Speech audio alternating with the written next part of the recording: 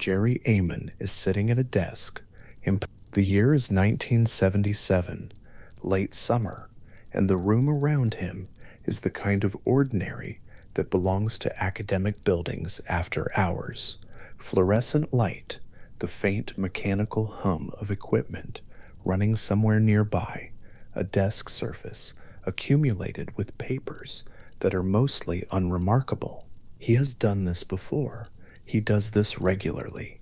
He is a volunteer researcher at Ohio State University, and his work on this particular evening is to read a computer printout, a long roll of paper divided into columns, each column full of numbers and letters that encode the strength of radio signals recorded by a telescope that is not here in this room, but out in a flat Ohio field, fixed to the ground and facing the sky. The printout is not exciting to look at. It is a record of noise, mostly. The universe produces radio noise the way a city produces traffic sound, constantly, from many directions at once, layered and indifferent. Most of what gets recorded by a radio telescope aimed at a wide patch of sky is exactly what the word suggests. Background, a statistical hiss, numbers that hover in low ranges, letters that cluster at the early part of the alphabet, columns that march across the page with no particular shape to them. Amon's pen moves down the page. This is the specific physical act at the center of everything that follows. A red pen moving through columns of data, the hand of a person who knows what ordinary looks like and is checking, row by row, whether anything departs from it. The pen is not moving fast. There is no reason to move fast. The printout is weeks old at this point.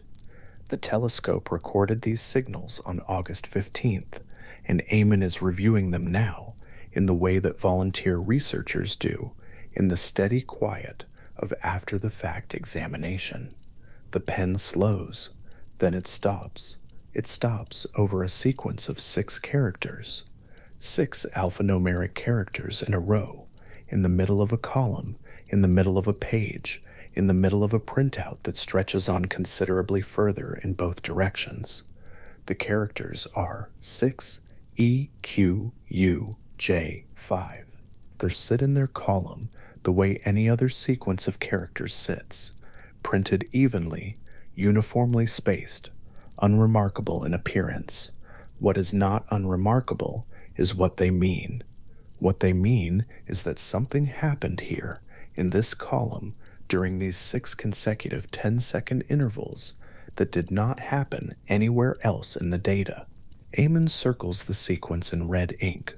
The circle is small. It surrounds 6 characters.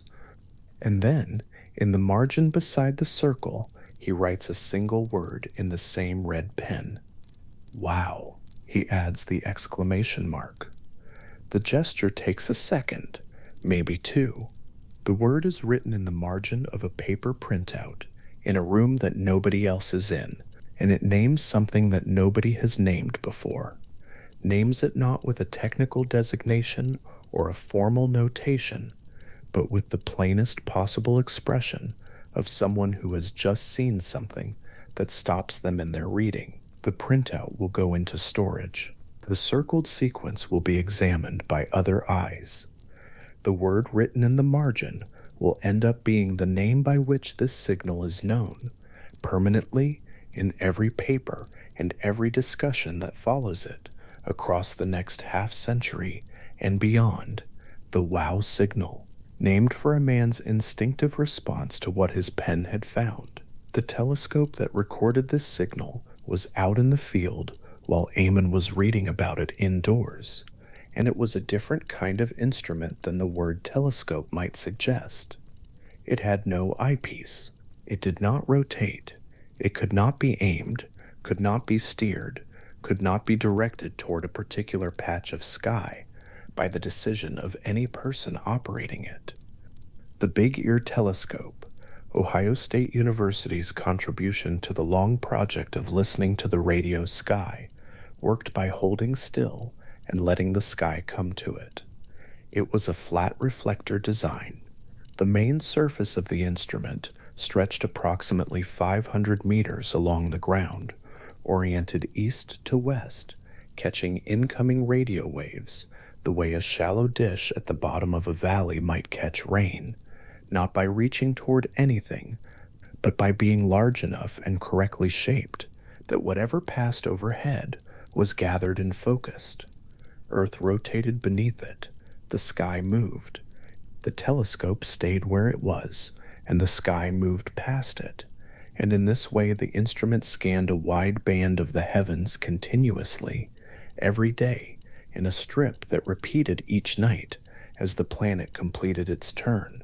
The aluminum ground plane caught the pale light of August, 500 meters of it, stretching across flat Ohio land, its surface slightly imperfect, slightly weathered, a practical and somewhat unglamorous piece of scientific infrastructure that had been doing this specific job, holding still and listening for more than a decade, by the time the summer of 1977 arrived. The telescope was not beautiful in the way that some scientific instruments are beautiful. It was functional and large, and it had the particular quality of things that work by patience rather than by speed. Because it could not move, the telescope's geometry imposed a strict limit on how long any signal from a fixed point in the sky could remain within its beam. As Earth rotated, a source that was genuinely fixed in space, a star, a galaxy, anything out beyond the solar system would drift through the beam and out the other side in a predictable amount of time. The mathematics of the telescope's design meant that this transit time was approximately 72 seconds, not 70 or 80, approximately 72. Any signal from a true celestial point source entering and crossing and exiting the beam would produce a characteristic shape in the recorded data, a gradual rise as the source drifted in, a peak as it crossed the center of the beam, and a gradual fall as it drifted out the other side. This shape is called a bell curve, and it is the expected fingerprint of a real fixed extraterrestrial radio source, as seen by a fixed terrestrial receiver. The sequence 6EQJ5 is that shape. 6 characters rising from 6, climbing through EQU, the peak, and descending back through J to 5 in just over a minute. The shape in the data matches, with considerable precision, exactly what physics predicts a genuine point source in the sky would produce as it transited the big ear beam. The signal rose as it came. It peaked at its center. It fell as it left. It took the time it was supposed to take. In the code the telescope used, each character on the printout represented the signal's intensity during a single 10-second interval, measured in units of standard deviation above the background noise level. The alphabet began where the numbers ran out. Values from 1 to 9 were printed as digits. Values of 10 and above were printed as letters, where A represented 10, B represented 11, and so on up the alphabet. The character U, the peak of the sequence, the tallest point of the bell, represented a signal intensity of approximately 30 standard deviations above the ambient background, 30. The highest single value ever recorded by the Big Ear Survey across the entire run of the instrument's operation. The survey had been running for years. It had pointed at enormous portions of the sky. In all that time, no other signal had reached UA. 30 standard deviations above background is not a small number in statistical terms. To put it a different way, in a dataset made of ordinary noise, ordinary variation, ordinary fluctuation, the peak of this signal was 30 times stronger than the surrounding quiet. The surrounding quiet was not silent. Radio telescopes live inside a constant murmur of cosmic background radiation, thermal noise from their own electronics, the ordinary electromagnetic life of the universe going about its business. Against that constant murmur, something registered at 30 times the ambient level, rose and fell in 72 seconds, and was never seen again. The frequency at which the signal was detected is the other fact that stopped Eamon's pen. The Big Ear survey was listening at or very near 1420, 4,556 megahertz. This number is not arbitrary. It is not the result of a decision to listen at one frequency rather than another for convenience or technical reasons. It is the natural emission frequency of neutral hydrogen, the single most abundant element in the universe, the simplest atom, one proton and one electron, present in enormous clouds throughout interstellar space, producing a characteristic radio emission at this precise frequency whenever the electron in the atom flips its spin. Neutral hydrogen at 1420 megahertz produces the strongest natural radio line in the galaxy. Every radio astronomer knows it. It is a fundamental constant of the electromagnetic universe, reproducible anywhere in the cosmos by the simplest physics imaginable, observable without any technology more sophisticated than a reasonably sensitive receiver. In 1959, two physicists named Philip Morrison and Giuseppe Cocconi published a paper in the journal Nature in which they proposed that if any civilization anywhere in the galaxy wanted to send a signal that another civilization would actually be listening for, this frequency was the obvious choice. Not because of any convention or agreement, but because physics itself would lead any sufficiently advanced observers to the same conclusion about where to look. The hydrogen line, they argued, was the one channel on which the universe had already put up a sign. The paper by Morrison and Cocconi did not produce a signal, it produced a suggestion. It suggested that the hydrogen line was the logical center of any search for extraterrestrial radio transmission. And for the researchers who took the suggestion seriously and built instruments accordingly, it was the frequency they chose to monitor. The Big Ear survey was listening at 1420 megahertz for exactly this reason. Whatever arrived at that frequency on August 15th, 1977, arrived at precisely the location that the reasoning of 1959 had identified as the most logical place to find something. The constellation Sagittarius sits low on the summer horizon, as seen from Ohio. This is a southern constellation, dense with star clouds, the direction in which the center of the Milky Way lies. Viewed from Ohio in August, Sagittarius does not rise high in the sky. It skims the southern horizon in the evening, its brightest stars forming a pattern that older observers called the teapot, a loose quadrilateral of stars that is easy to recognize once someone has pointed it out. The center of the galaxy lies behind that constellation, behind the star clouds visible to the naked eye, behind the dust and gas that obscures the galactic core from direct optical view. In the direction of Sagittarius, looking out from Ohio, there is an enormous amount of space and an enormous number of stars. The signal came from somewhere in that direction, not from any specific star that anyone has been able to identify, not from any cataloged source, not from any object whose coordinates match the position where the signal appeared.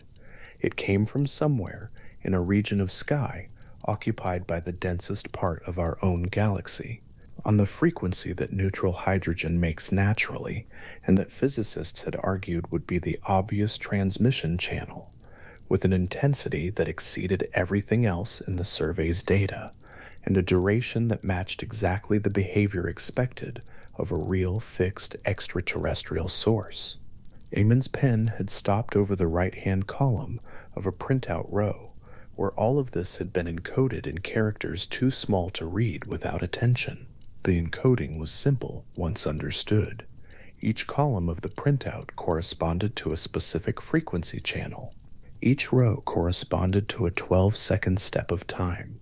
The characters in the cells were the intensities.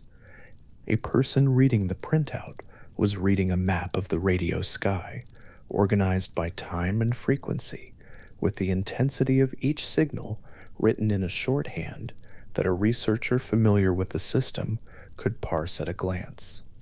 Most of the cells contained low values, ones and twos, and the occasional three. An A or a B appearing in a cell was not common, but not unprecedented. The cells in the column where the wow signal appeared showed in sequence 6, EQ, U, J, 5. Then the column returned to low values and continued that way for the rest of the printout, and has continued that way in every subsequent observation of the same sky coordinates through every instrument that has since been pointed at that position. The printout itself is paper. This is a detail worth settling on. Not a digital file, not a database entry, not a screen recording, or a stored signal trace. Paper, produced by a computer printer attached to the Big Ear data collection system, printed in the ordinary way that university computing facilities of the mid-1970s produced their output. The paper is long.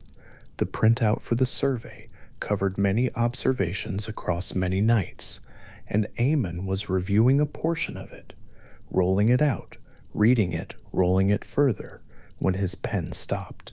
Paper archives aging in a box do not feel, from the outside, like objects of historical significance. A paper printout looks like a paper printout. The marks on it are the marks of a dot matrix printer, and the ink from a red pen. The red ink has not changed color.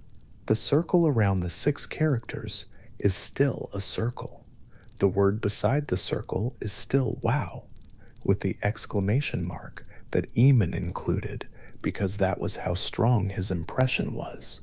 Not a quiet notation, not a question mark indicating something to investigate later, but the word that comes before language has time to organize itself around a response.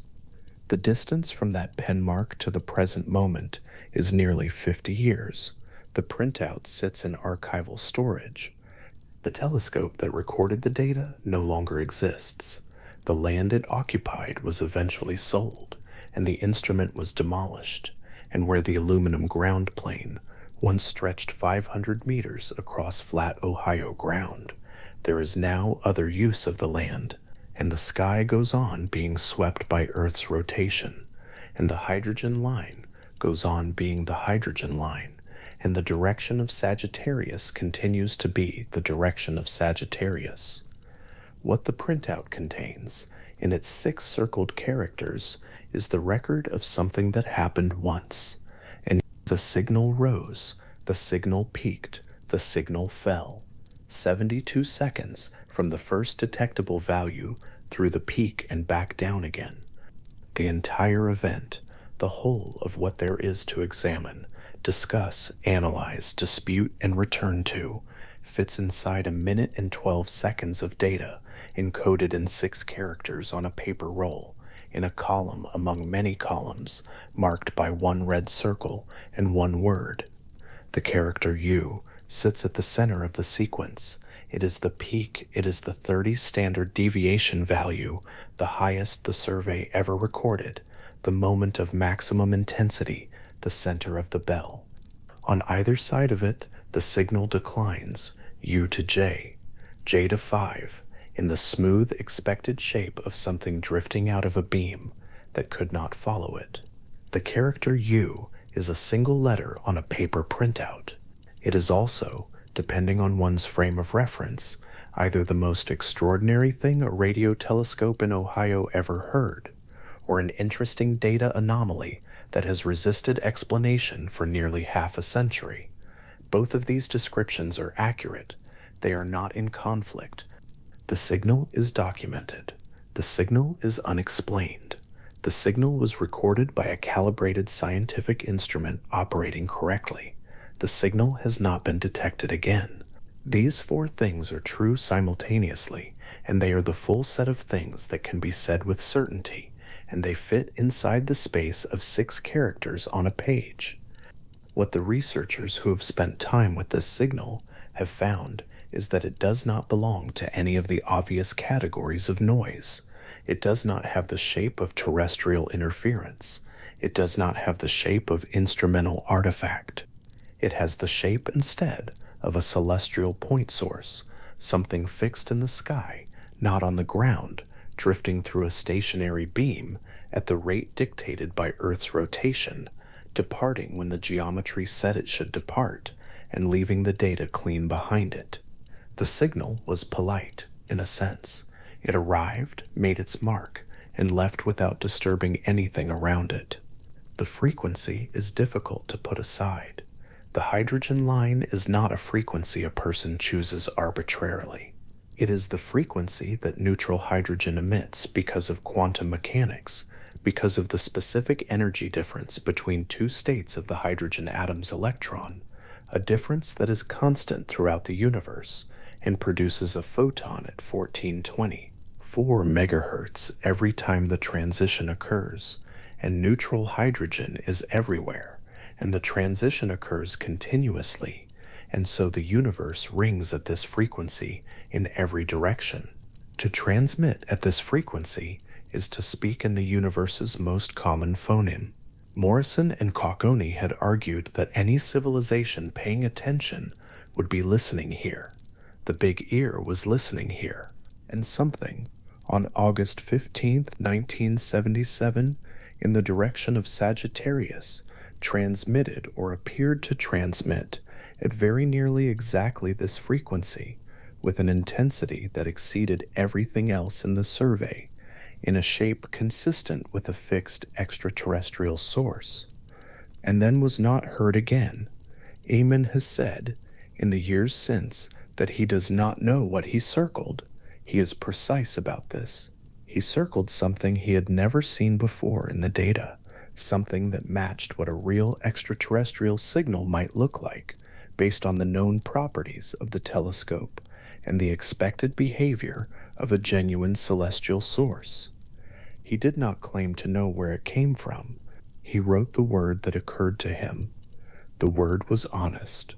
The printout page on which the circle appears is not large. The red circle is not large. The 6 characters inside it are printed in ordinary typeface, in ordinary ink on ordinary paper. None of the physical properties of the object suggest that it is extraordinary.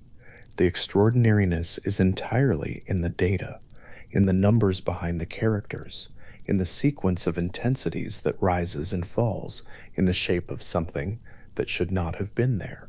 There is something particular about how the sequence looks when written out.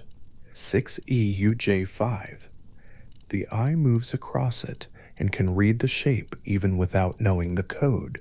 The low beginning, the climb through the middle of the alphabet, the peak, the descent, the return to a single digit. The shape of the signal is in the shape of its name. The 6 characters encode not just the event, but the form of the event, the trajectory of something that grew and then diminished in the exact way that something drifting through a beam should grow and then diminish, fitting in exactly 72 seconds, in exactly the direction of a patch of sky that is dense with stars and has never offered up a clear explanation for what produced those 6 characters on that August night. Tiemann was not an astronomer by training. He was a computer scientist, a volunteer working on the Big Ear survey, because the work needed people willing to sit with columns of data and apply careful attention to them. The careful attention is part of the story. The printout was weeks old when he read it. The moment of the signal's arrival had passed, unremarked, in the early hours of August 15th, while the telescope held still and Earth rotated and the beam swept through Sagittarius and captured something that would not be explained and would not be repeated and would be named for a single word, written in red pen on paper in a quiet room sometime later, in the ordinary circumstances of a person doing an ordinary job with a small but useful degree of attention. The aluminum ground plane of Big Ear reflected the pale light of a summer Ohio sky on the day the signal arrived, and on the many days that followed, and on the days of autumn that came after that, the telescope going about its work without knowledge of what it had captured. The data recorder had run, the printout had been produced, the paper had been set aside for review. Nothing in the telescope's operation indicated that anything unusual had occurred. From the instrument's perspective, if an instrument can be said to have a perspective, it was a day like other days, the sky rotating past, the signals arriving and being encoded, the paper accumulating. Eamon's pen moved down the columns. It moved through rows and rows of ones and twos and threes, through the ordinary static of the radio sky, through the background that is always there and has always been there and will go on being there, regardless of what is detected against it. The pen moved and moved and moved down the page, and then it stopped. 6 characters, a circle in red ink, one word written beside them. The printout did not change when the pen touched it. The characters inside the circle were the same characters they had been before the circle was drawn. The signal they described had already come and gone weeks earlier in 72 seconds in the direction of Sagittarius at the frequency of neutral hydrogen at an intensity that no other signal in the survey's long history had matched. The pen simply noticed what was already there. The sequence 6 EUJ5 holds everything and explains nothing. It is 6 characters on a page. It is a bell curve in an alphanumeric code. It is the highest value the survey recorded. It is a signal at the hydrogen line frequency in the direction of the galactic center. It is something that lasted 72 seconds on a specific August night and has not been heard since. All of these things are true.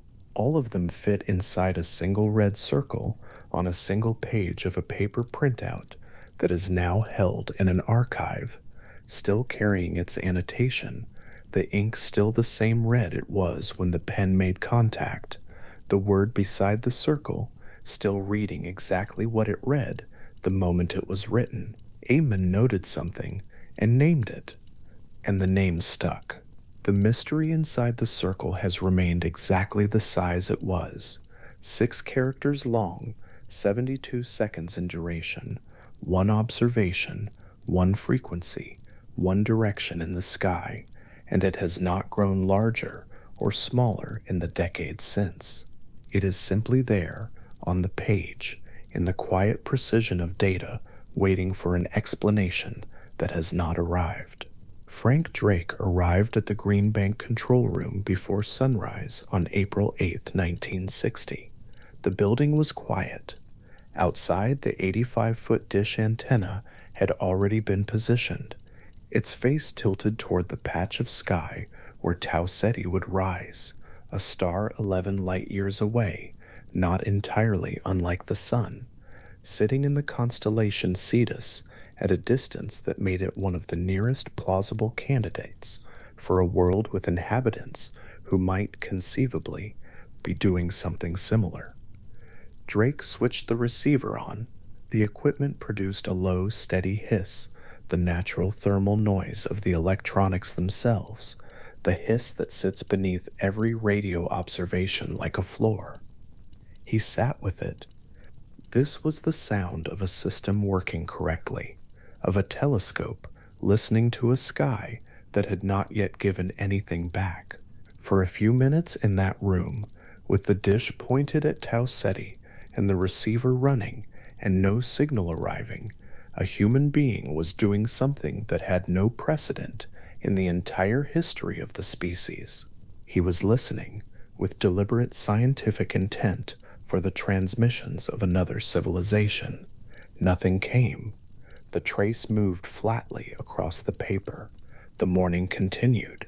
That experiment, which Drake named Project Ozma after the queen of the fictional land of Oz, a distant and exotic place, ran for roughly 200 hours, spread across several months of observation time in 1960.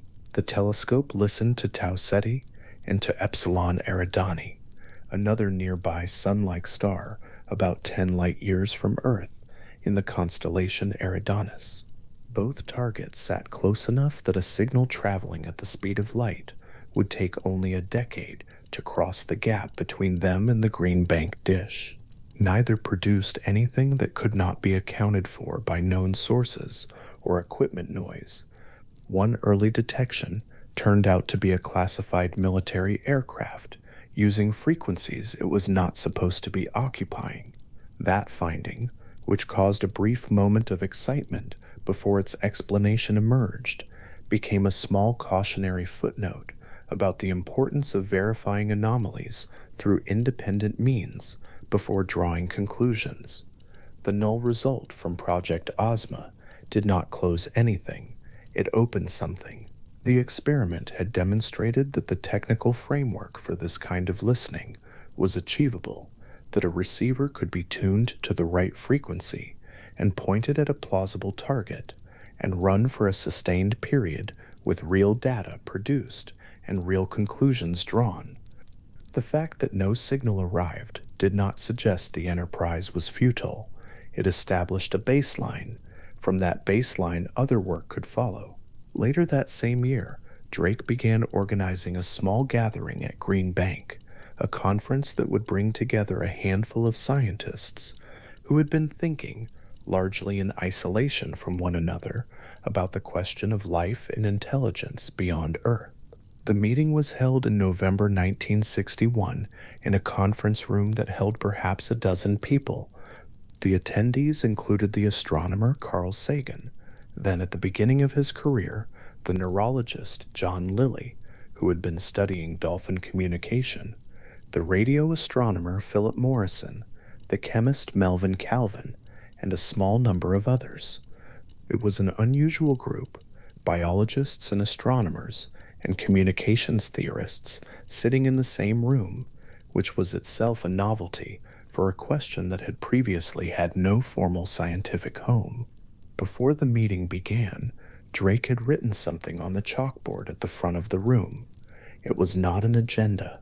It was an equation, or rather, the skeleton of an equation, a sequence of terms that he had arranged the previous evening as a way of organizing what he expected the discussion to cover. The terms described the rate at which stars form in the galaxy, the fraction of those stars that have planets, the fraction of those planets that develop life, the fraction of life-bearing worlds on which intelligence emerges, the fraction of intelligent species that develop detectable technology, and the length of time such civilizations continue to transmit. Multiply all those terms together, and the result, in principle, is the number of technologically communicating civilizations active in the Milky Way at any given moment. The equation did not produce an answer. It was never meant to produce an answer. What it did was frame the question in a form that a scientist could engage with. It turned a philosophical speculation about whether other intelligent life exists into a set of empirical sub-questions, some of which might eventually be answerable through observation. The rate of star formation was measurable. The fraction of stars with planets was in 1961 unknown, though the decades that followed would begin to fill in that number in ways no one at Green Bank could have anticipated. The fraction of life-bearing worlds on which intelligence arises was, and remains, genuinely unknown. The average lifespan of a transmitting civilization, the final and arguably most consequential term, was the one that the discussion in that Green Bank conference room kept returning to, because it is the term most sensitive to pessimism, the term that most powerfully resists any optimistic reading of the evidence. Current estimates for the Drake equation's output range across an enormous span. At the optimistic end, the Milky Way might contain millions of communicating civilizations. At the pessimistic end, the product of all those uncertain fractions might yield a number less than one, suggesting that technologically communicating civilizations are so rare that even in a galaxy of hundreds of billions of stars, we might be alone or close to it. The equation does not resolve this. It maps the shape of the ignorance rather than filling it in. The conference at Green Bank lasted 3 days. The scientists who attended named themselves, somewhat informally, the Order of the Dolphin, in tribute to John Lilly's work on dolphin cognition, work that represented, in their view, the nearest terrestrial analogy to communicating with a mind shaped by a different kind of intelligence. The name was gentle and a little playful, which was appropriate for a group of serious scientists working on a problem that most of their colleagues considered, at that time, to be outside the bounds of respectable inquiry. Respectable or not, the question persisted. In the years following Green Bank, the Ohio State University Radio Observatory, a facility that would come to be known informally as Big Ear, was taking shape on a flat stretch of land east of Columbus. Construction had begun in 1956, and the telescope reached full operational capability in 1963. It was not like the dishes at Green Bank or Arecibo. It did not move. It could not be steered. The design was a fixed flat reflector, a large aluminum ground plane, roughly the length of 5 football fields, flanked by tilted reflectors that directed radio waves onto horn-shaped receivers mounted on a long concrete support structure. The Earth's rotation did all the tracking. As the planet turned, the fixed beams swept slowly across the sky, collecting whatever signals happened to fall within their narrow bandwidth during each passage. The design had a particular kind of patience built into it. A steerable dish can be pointed at a specific target and held there. Big Ear simply waited, day after day, for the sky to rotate overhead, for each strip of the celestial sphere to pass through its receivers. In this sense, it was not scanning the sky so much as the sky was, slowly and continuously scanning itself across Big Ear's stationary face. It was a telescope designed not for targeted investigations, but for systematic, comprehensive surveys, for the long, patient work of going through everything, column by column, the way a person works through a large filing cabinet, looking for something they will recognize when they find it, but cannot describe in advance. For 22 years that work continued. The Ohio SETI program that used Big Ear ran from the early 1970s onward, cataloging radio sources, checking frequencies, logging observations that mostly revealed nothing more than the ordinary hiss of the cosmic background and the cataloged emissions of known astrophysical objects. The telescope logged tens of thousands of hours of observation time across that period. The vast majority of those hours returned nothing anomalous. This was expected. This was the nature of the enterprise. A survey that genuinely detects nothing is still a survey that establishes something. It establishes the character of the baseline, the texture of the ordinary, which is what you need before you can recognize the extraordinary when it arrives. The extraordinary, when it did arrive, arrived quietly. It arrived as 6 alphanumeric characters on a paper printout in August of 1977, noticed days after the fact by a volunteer reviewing recorded data. But the story of how that signal came to be received, of why a telescope was there to receive it, of why anyone was looking at that frequency, of why a printed record existed to be reviewed, is the story of 2 decades of unglamorous, systematic, patient work that most working scientists of the era considered peripheral to the main concerns of astronomy. The field that produced Big Ear and Project Ozma was not, in the 1970s, a prestigious one. Publishing SETI-related research was professionally risky for working astronomers. Grant funding was difficult to obtain. The institutional homes for this kind of work were few and often precarious. The researchers who continued working in this area did so with the knowledge that the larger scientific community had not yet decided whether the question they were pursuing was a serious one, and that careers built around it were unlikely to be straightforwardly rewarded. That situation would shift slowly over the following decades. In 1984, a new organization was incorporated in Mountain View, California, with a name that made its purpose explicit: the Search for Extraterrestrial Intelligence Institute, which became known by its initials. The SETI Institute, as it has been referred to ever since, was established to serve as an institutional home for scientific research related to the origin, evolution, and distribution of life in the universe, a mandate broad enough to include serious astrobiology alongside the more specific question of whether detectable civilizations existed beyond Earth. The early years of the Institute were funded through a combination of NASA support and private donations. This arrangement gave the work a degree of official legitimacy that the previous generation of SETI researchers had largely lacked. A NASA-funded SETI program was, at least implicitly, a SETI program that the federal government considered worth spending money on, a signal of sorts from the scientific establishment that the question had earned its place in the formal research landscape. That legitimacy was tested. In 1993, the United States Senate took up the question of whether NASA should continue funding its high-resolution microwave survey, a program that had been designed to use large radio telescopes to search systematically for technosignatures across the sky. Senator Richard Bryan of Nevada led the effort to cancel the program, arguing that the money could be better spent and that the search had not justified its budget. The cancellation passed. The high-resolution microwave survey, which had begun formal operations only a year earlier, was terminated.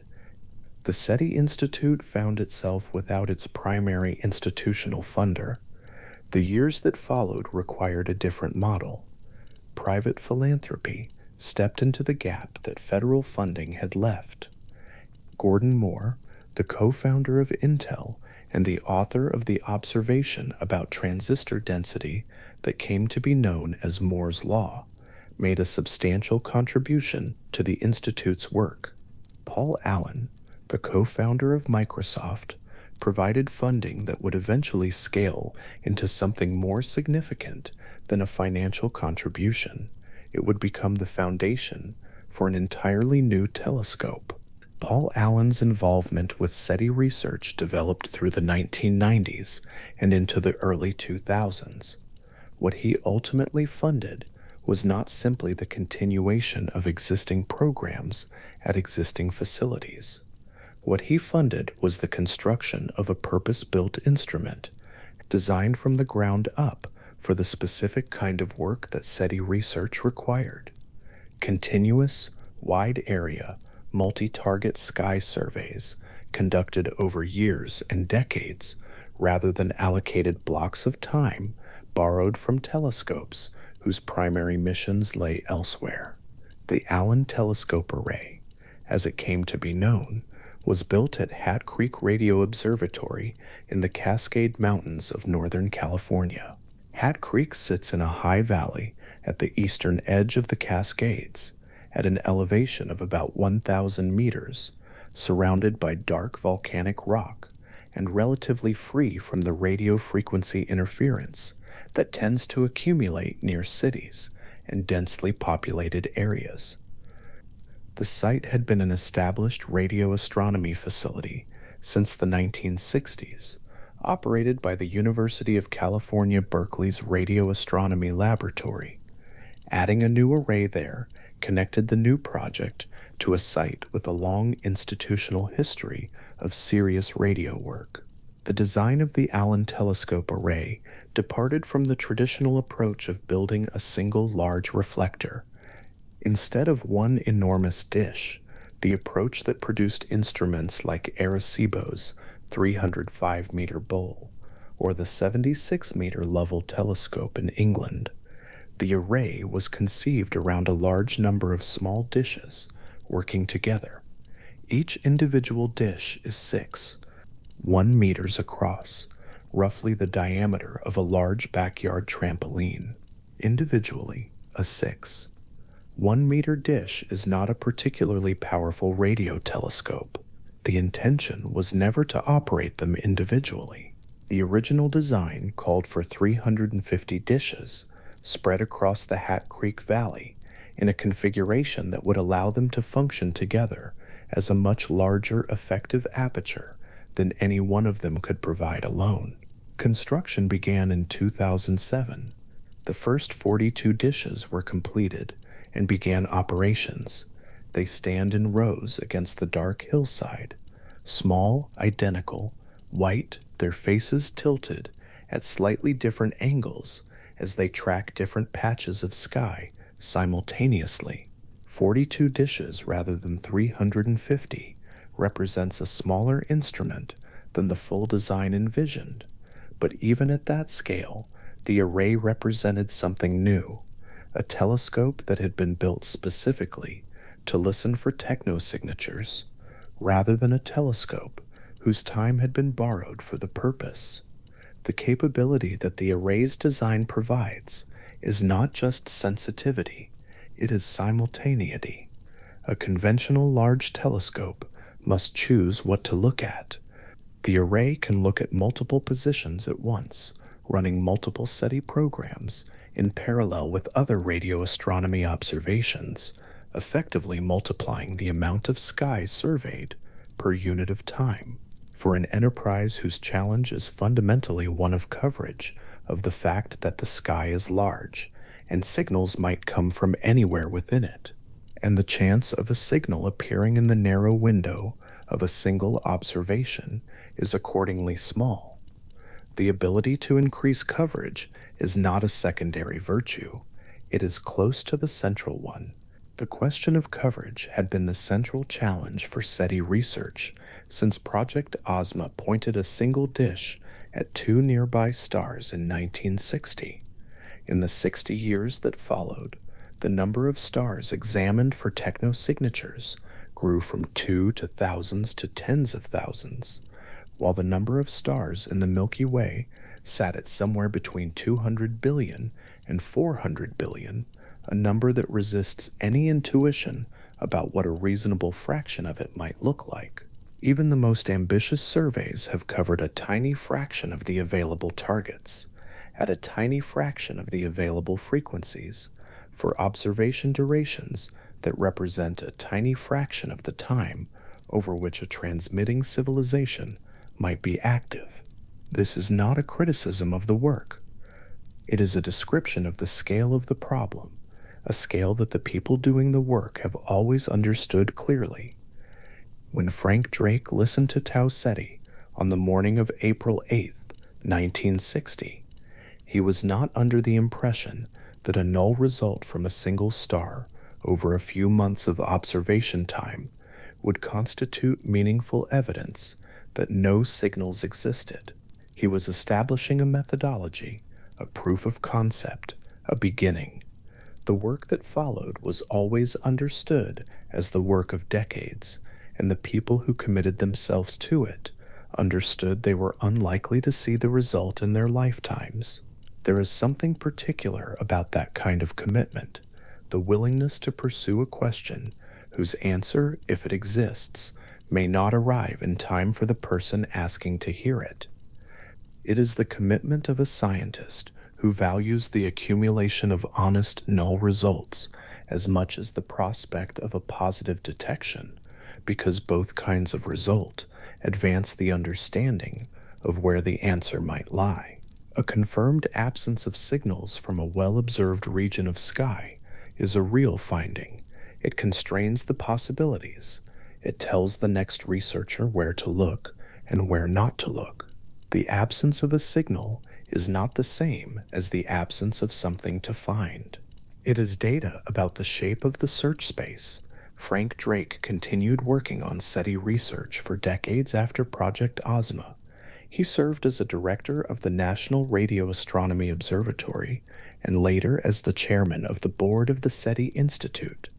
The Drake equation, which he had written on a chalkboard in a conference room in 1961 as an organizing tool for a 3-day meeting, became one of the most discussed single equations in the history of science, not because it produces a reliable answer, but because it performs a useful function, turning an unwieldy philosophical question into a series of smaller, potentially tractable ones.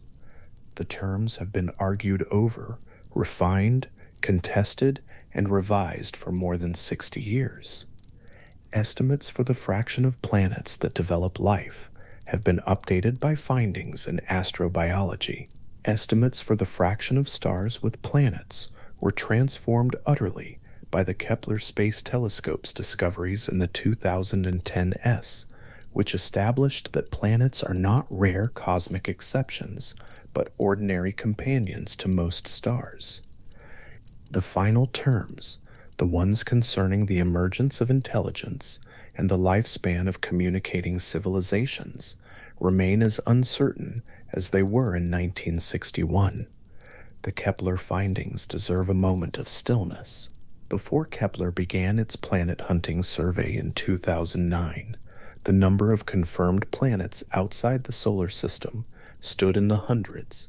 But when Kepler's primary mission ended in 2018, the number stood in the thousands, and the statistical picture that had emerged from that survey suggested that the Milky Way contains more planets than stars, that on average, every star in the galaxy has at least one planet orbiting it, and that a significant fraction of those planets orbit in the zone where liquid water could exist on the surface.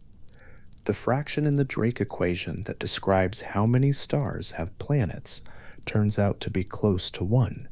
That single finding changed the arithmetic of the equation considerably, even while leaving the more uncertain biological and sociological terms exactly as unknown as before.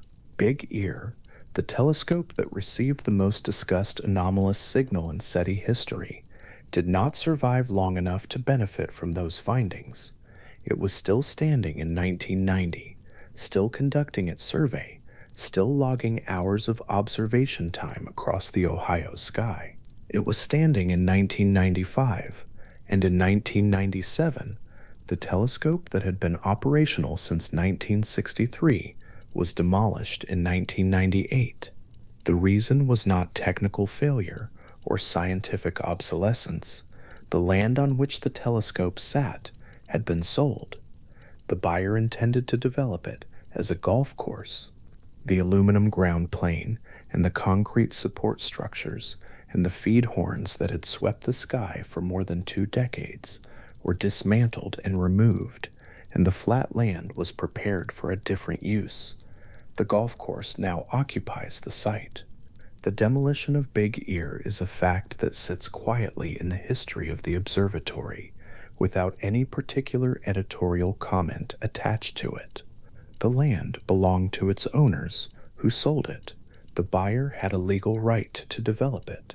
These are ordinary facts about how property and funding work. The telescope had been built on leased land, and the arrangement that had allowed its operation eventually concluded. That is the complete, prosaic account of why a 22-year survey of the radio sky ended when it did, not because the survey was finished, or because it had found what it was looking for, but because the land came up for sale. The SETI Institute in California continued. The Allen Telescope Array continued. Other programs at other facilities continued. The work that Frank Drake had begun on the morning of April 8, 1960, in a control room in West Virginia with an 85-foot dish pointed at a star 11 light years away and a receiver hissing quietly at its thermal noise floor, had by the first decades of the 21st century become a distributed, multi-institutional effort involving multiple telescopes, multiple teams, and computational resources that would have been incomprehensible to the researchers sitting in that Green Bank control room. The search has changed in character as well as scale. Early SETI research was concerned almost exclusively with radio signals, specifically with narrowband transmissions at frequencies near the hydrogen line, the logical channel that Philip Morrison and Giuseppe Cocconi had identified in their 1959 Nature paper as the most transparent and universal choice for interstellar communication. That focus on radio remained dominant for decades. In more recent years, the definition of a technosignature has widened to include optical laser pulses, anomalies in stellar light curves that might indicate large-scale engineering, and atmospheric chemical signatures that could indicate industrial or biological activity on distant planets. The envelope of what counts as a detectable signal has grown considerably, reflecting both the maturation of the field and the expansion of the detection technologies available to it.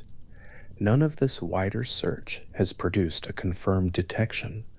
The radio sky, surveyed with increasing thoroughness since 1960, has not produced a second candidate as compelling as the one that arrived in the Big Ear data on the night of August 15, 1977. Optical SETI programs have found nothing. Searches for laser pulses from nearby star systems have returned null results. The atmospheric signatures of exoplanets, detectable in principle through spectroscopic analysis of starlight passing through their atmospheres, have so far shown nothing that requires a biological or technological explanation. The universe, as best as it can be measured at this scale of observation, is quiet. What to make of that quiet is a question that the Drake equation was designed to hold open, not to answer. The terms of the equation can be arranged to accommodate the quiet. The pessimistic estimates, in which the typical lifespan of a communicating civilization is short, imply a galaxy in which the gaps between active civilizations are vast in both space and time. Gaps large enough that any given civilization might plausibly transmit for its entire existence without ever overlapping in frequency and direction with another. On those estimates, the quiet is exactly what you would expect. The optimistic estimates, in which the galaxy contains millions of active civilizations, make the quiet harder to explain, a problem that the physicist Enrico Fermi captured in a question he reportedly posed at a lunch conversation at Los Alamos in 1950. If the galaxy contains many civilizations, where is everybody? The Fermi paradox, as this observation came to be called, is not a paradox in the technical sense. It is a tension between two sets of estimates, each of which has defensible assumptions behind it. The resolution of that tension requires knowing which estimates are correct, which requires data that the current state of observation has not yet produced. The question remains, as it has remained since a chalkboard in Green Bank held a sequence of symbols in November 1961, genuinely open. Drake himself, near the end of his life, he died in September 2022, at the age of 92, having spent 6 decades thinking carefully about this question, continued to hold the optimistic position. He believed that the galaxy was likely populated with other civilizations, that the null results accumulated since 1960 reflected the limitations of the search rather than the absence of the signal, and that with sufficient time and sufficient observational coverage, something would eventually arrive. That position was not a faith claim. in the sense of a belief held without reference to evidence. It was an assessment of the probability, given the observable fact that life had arisen on at least one of the galaxy's hundreds of billions of planets, and given the emerging evidence that planets capable of supporting life were common. Whether that assessment is correct is not known. It may not be known for a long time. The search, in the meantime, continues with the tools available. The deployed dishes of the Allen telescope array, standing in rows against the dark Cascade hillside, their faces turned toward a sky that has not yet spoken clearly, their receivers running through the night, while the mountain slope is dark and still, and the valley below holds no light except the faint glow from the observatory buildings. The dishes are small, that is worth holding for a moment. Each one is 1 meters across.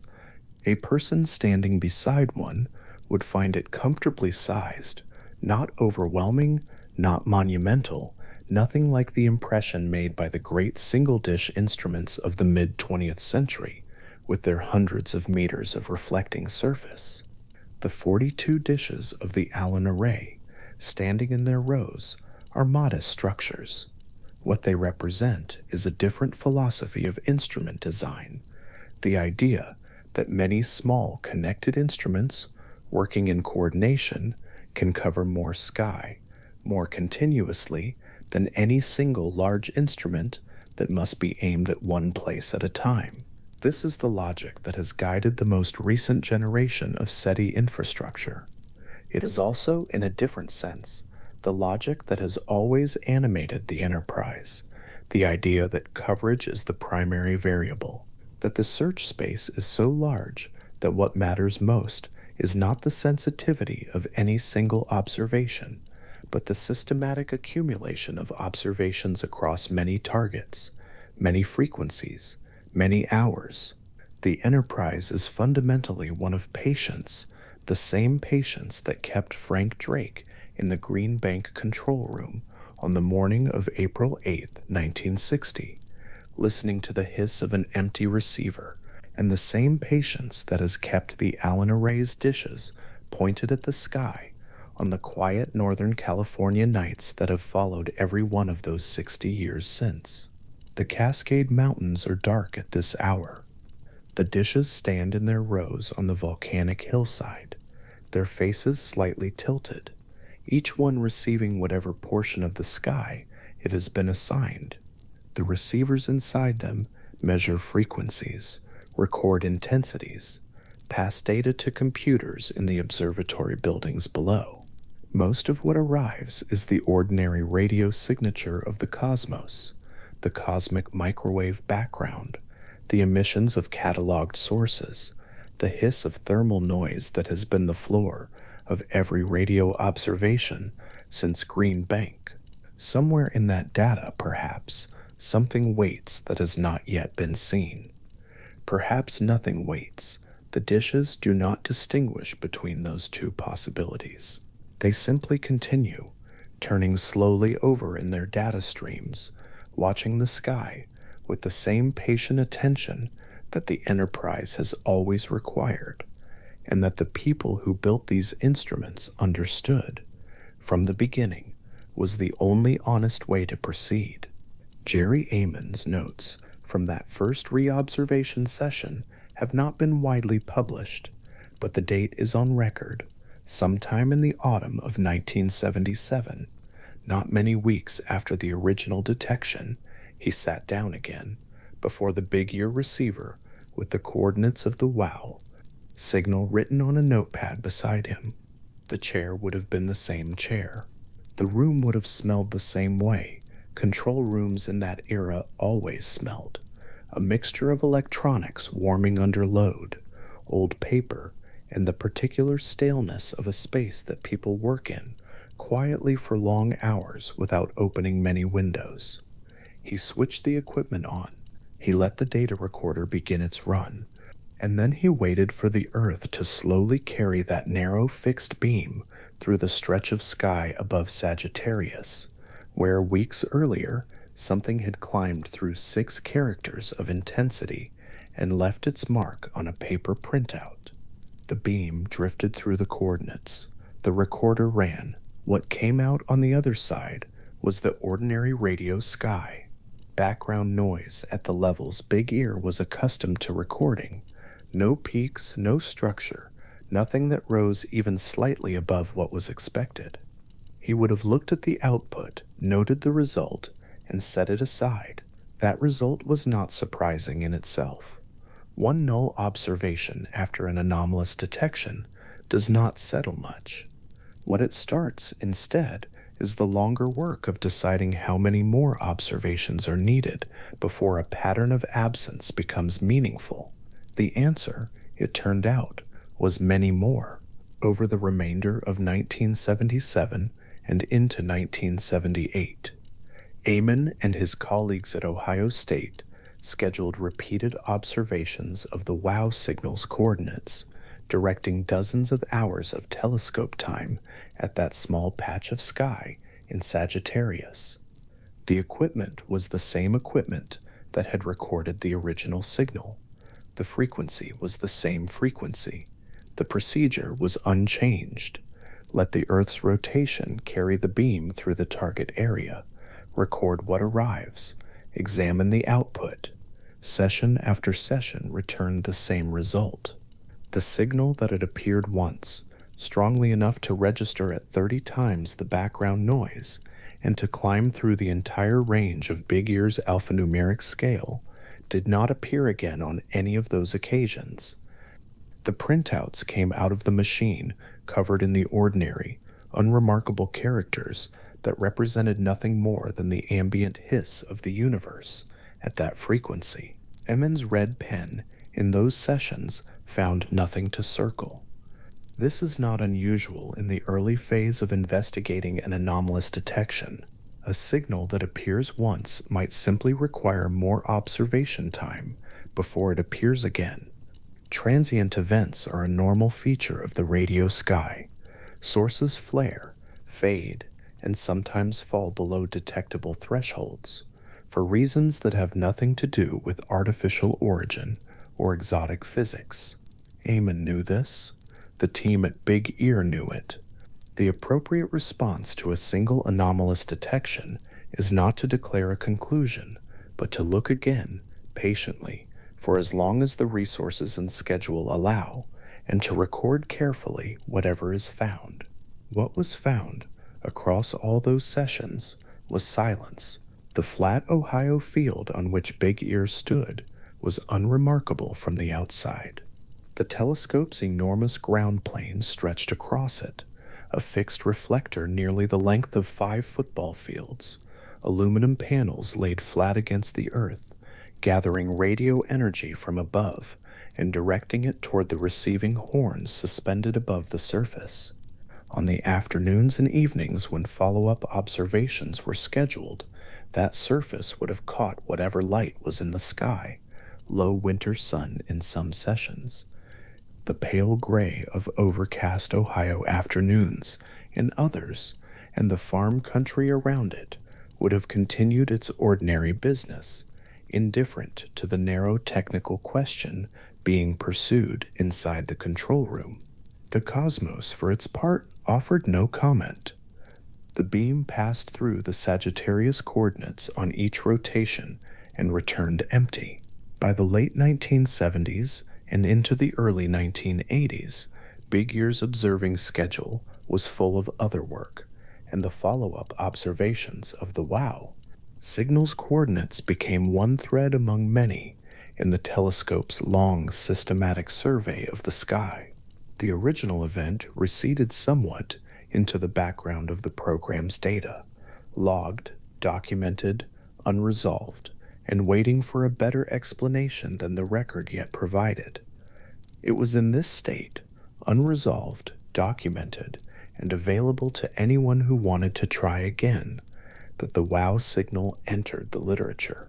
Robert Gray was not affiliated with a major university observatory when he took up the question in the 1980s. He worked independently, scheduling telescope time at facilities willing to offer it, and he brought to the task a researcher's patience that eventually amounted to more than 100 hours of targeted observation of the WOW signal's sky coordinates, spread across multiple years. The instrument he used for much of this work was part of the Harvard Meta-Array, the Mega-Channel Extraterrestrial Assay, a system designed specifically for SETI research and capable of monitoring the hydrogen line frequency at the kind of sensitivity needed for this kind of work. Gray pointed it repeatedly at the coordinates in Sagittarius. He recorded the results each time. He kept careful notes. The results did not change. No signal resembling the original event appeared in any of his sessions. Gray published his confirmed non-detection in the Astrophysical Journal, a journal that does not routinely publish results from the SETI field, which is itself a measure of how carefully Gray had conducted his work and how significant the question was considered by the astronomical community at large. The paper was a model of methodological care. It stated what had been observed, under what conditions, with what equipment, and at what sensitivity thresholds. It stated with equal care what had not been observed, and what that absence did and did not allow one to conclude. What it allowed one to conclude was limited but precise. Gray could not say the signal would never recur. He could not say the source had ceased to transmit. He could say, with the authority of more than 100 hours of observation at a competent instrument, that during all those hours, at the coordinates where the signal had once appeared, no signal resembling it had appeared again. He wrote carefully in his published paper about the possibility that whatever source had produced the original detection might transmit only intermittently, or only once, or at intervals so long that even 100 hours of observation would not be expected to catch a second event. He held the question open. He did not reach for a conclusion the data did not support. This is how the absence of a repeat is supposed to be handled, not as evidence that nothing is there, but as evidence only about the specific observations that were actually made. Gray spent years on this. He would have had sessions where the telescope was scheduled and the weather was acceptable, and he sat with the data coming in, hour after hour, knowing that the beam was passing through the right part of the sky and finding nothing, and then he would have made his notes and returned the following scheduled session and done it again. There is something in that kind of sustained, patient attention to a null result that the structure of science depends on, but that rarely gets described in any detail. The instruments run, the data accumulates, the researcher looks at it carefully and writes down what it says, which is sometimes, and sometimes for a very long time, nothing yet. The sky coordinates that Eamon and Gray had been observing were, in themselves, an interesting complication. The WOW signal had been detected by Big Ear at a time when the telescope was operating two feed horns, two separate receiving elements that sampled two slightly different strips of sky as the Earth's rotation swept them across the source region. A signal would trigger one horn first, then the other, roughly 72 seconds apart. The WOW signal had appeared in only one of those horns. This is exactly what would be expected from a real point source in the sky, a star, a transmitter, any fixed object at a great distance. But it also meant that the precise sky position of the source could not be determined from a single detection. The signal could have come from either of the two positions the two horns had been sampling during that window. What this left was two candidate coordinates in Sagittarius, two pairs of numbers representing two narrow arcs of sky, one of which almost certainly was where the signal had originated, and neither of which could be ruled out on the basis of the original data alone. Gray observed both. Eamon's team had observed both. The result was the same for each: silence in each direction across all the observation time accumulated over the years. And when researchers searched catalogs of known objects, stars, galaxies, radio sources, anything previously detected and documented, at those two coordinates, they found nothing of particular note.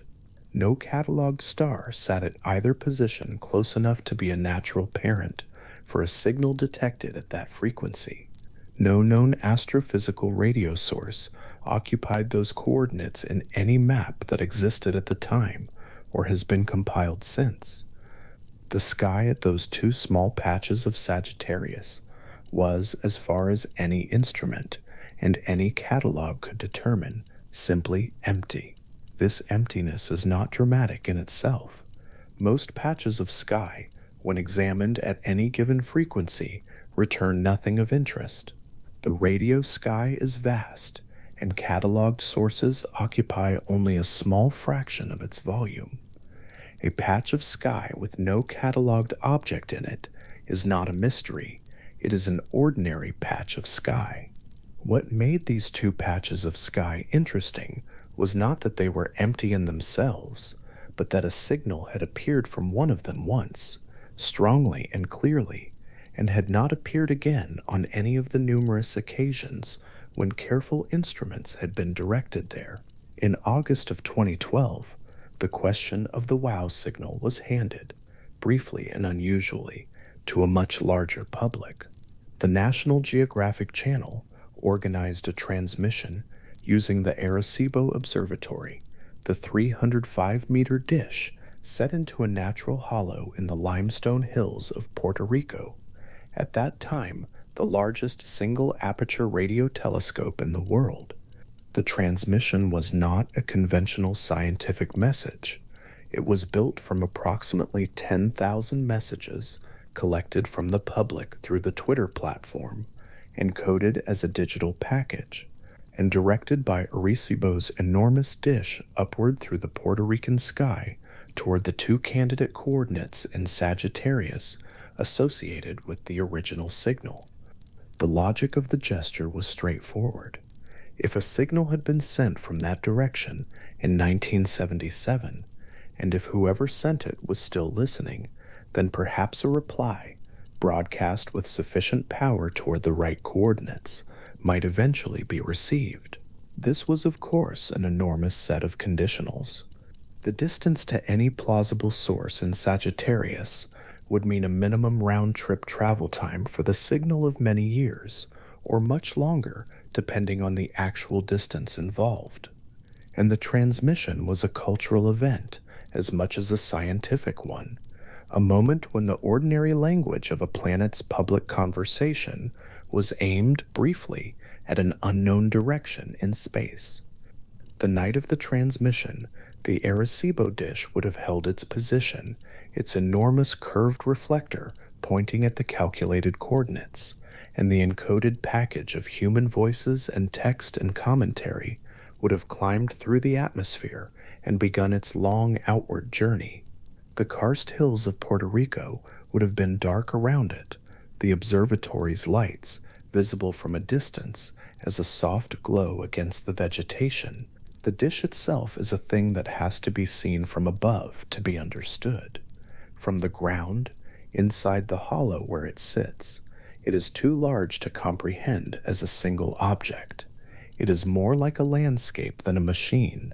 Whether the transmission was received by anyone is, by the nature of the physics involved, not a question that could be answered quickly. The reply window, if there is one, stretches across years or decades or longer, and the scientific value of the gesture was not really in the transmission itself, but in the conversation it provoked about what responding to such a signal might mean, about the ethics and logic of broadcasting the existence of a civilization toward an unknown source, about what kind of message, if one were composing it carefully, one would most want to send. These are interesting questions. They are not the questions that the follow-up observations by Amon and Gray had been trying to answer.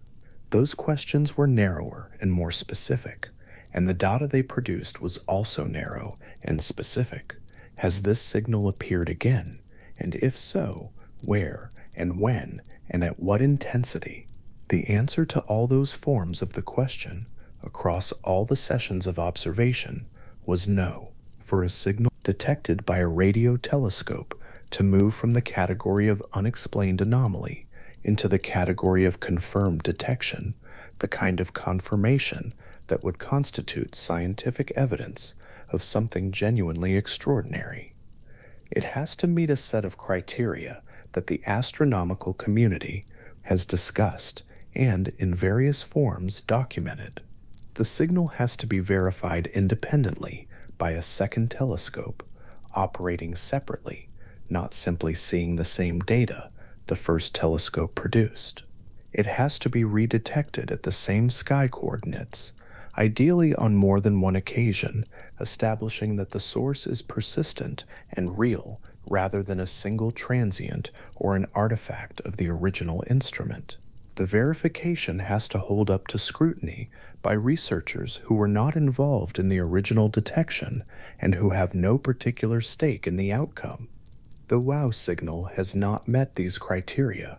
This is not a statement about whether the signal was produced by an artificial source or a natural one, by something nearby or something far away, by something that has any simple explanation or something that does not. It is a statement about the status of the evidence. What the evidence currently shows is a single detection documented carefully, followed by a large number of follow-up observations that did not reproduce the event. By the standards that apply to any other claim in observational astronomy, this places the WOW signal in the category of an unexplained anomaly, genuinely unresolved, carefully documented, and not yet confirmed. What it is not, in the language of the discipline, is a detection. A detection implies something that has been verified, reproduced, and examined from more than one angle. The WOW signal has been examined from many angles, and the examination has so far produced no second data point from which to draw a line. There is a particular kind of patience required by this situation, not the patience of waiting for something that is clearly coming, but the patience of sitting with a question that may never fully resolve. The signal was detected once. It has not been detected again. Both of those facts are equally real, and neither cancels the other. The detection was genuine. The data exists. The original printout exists. The procedures that produced it were sound. The absence of a repeat is also genuine. The follow-up sessions were carefully conducted. The instruments were appropriate. The null results were published. What sits between those two facts is not an answer but an open space in the record, and that space has now been open for close to half a century. Gray, in his published paper, raised a possibility worth staying with. He considered the scenario in which a transmitting source, wherever it was, had sent a signal not continuously, but once, or intermittently, at intervals that bore no particular relationship to the observation schedules of any human telescope. If a source somewhere in Sagittarius had broadcast a signal that swept across the galaxy on a timescale much longer than a human lifetime, or if it had transmitted on one occasion and never again, then the fact that Big Ear happened to be running in the right direction at the right moment in August of 1977 would be an event of considerable probability, and the fact that no subsequent observation had caught a repeat would be no surprise at all. The source would have said what it had to say, or swept its beam in a different direction, and the window would have closed. This is not a satisfying explanation in the scientific sense, because it makes no predictions and cannot be tested, but it is worth holding as one description of what the data are consistent with. The data are consistent with a source that does not repeat on human timescales. They are consistent with many other things as well, including things far more mundane than an intermittent transmitter at a galactic distance. The point is that the data, as they stand, do not force a conclusion in any direction. The Ohio autumn would be underway now, in 1977, in the months when Eamon and his colleagues were running their follow-up sessions. The field around Big Ear would have been browning at the edges, the soybeans harvested or close to it, the sky beginning to carry that particular clarity of the Midwest in late October. Inside the control room, the data recorder would run its patient way through whatever the beam was carrying, and the beam would carry, through those Sagittarius coordinates, nothing that could be distinguished from background noise. It has been suggested, by researchers who have worked through the mathematics of the original detection carefully, that the WOW, like signal's characteristics, its bandwidth, its duration, its intensity profile, the precise frequency at which it arrived, are, taken together, exactly what would be expected from a narrowband radio transmitter at a fixed point in the sky, moving with the stars rather than with the Earth, and producing a real signal rather than an artifact of the instrument. This matching to expected characteristics is part of what has kept the signal in scientific discussion for as long as it has. It is not a signal that looks like noise and was speculatively interpreted as significant. Its shape is the shape a real source would produce, and yet it did not repeat. Robert Gray finished his 100 hours and wrote up his results with care and published them in a journal that handles hard evidence carefully. The result was a non-detection, precisely described. It added to the record without resolving the question, which is what a well-conducted study of a genuinely uncertain thing is supposed to do. The two candidate coordinates in Sagittarius sit in whatever catalog currently holds them, a right ascension and a declination for each one. The two narrow arcs of sky from which the signal might have come, neither confirmed as the correct one, neither associated with any known object that provides an obvious natural account of what happened on August 15, 1977. Sky surveys conducted in the decades since have mapped those regions in multiple wavelengths. Nothing at those positions has emerged as an obvious candidate for a radio source of any kind, artificial or natural, that would explain the original detection. What the catalogs show when the coordinates are entered is space, not the dramatic empty space of a science textbook illustration, but the ordinary, faintly populated space that most coordinates in Sagittarius return when examined. Distant stars too faint to have been catalogued in older records, the background glow of the galaxy at various wavelengths, the statistical texture of a universe that is full of things but not of things that emit narrow band signals at 1420 megahertz for 72 seconds and then fall silent. There is something almost restful in the plainness of those coordinates. They do not carry any marking in the catalog to indicate that they are different from the millions of other coordinate pairs that could be entered and examined. Whatever made them different for a brief period on a summer night in 1977 left no lasting imprint on the sky that any subsequent observation has been able to find. The sky there looks, as far as any instrument has confirmed, exactly the way it would look if nothing unusual had ever happened there. The paper printouts from the Big Ear follow-up sessions would have accumulated in the files of the program, dozens of them, each one representing another observing session, in which the beam passed through the Sagittarius coordinates and returned nothing. They are the inverse record of the original detection, where the original printout contained the anomaly. These printouts document its absence. Together, the original and the follow-ups form the complete observational record, one extraordinary event, surrounded on all sides by silence. Gray's observation logs would look something like this as well, page after page of sessions, each carefully dated and annotated, each returning a flat trace at the coordinates where the signal had been. The pages are the work itself, the hours of it, the sessions scheduled and carried out and recorded and set aside, while the next one was arranged.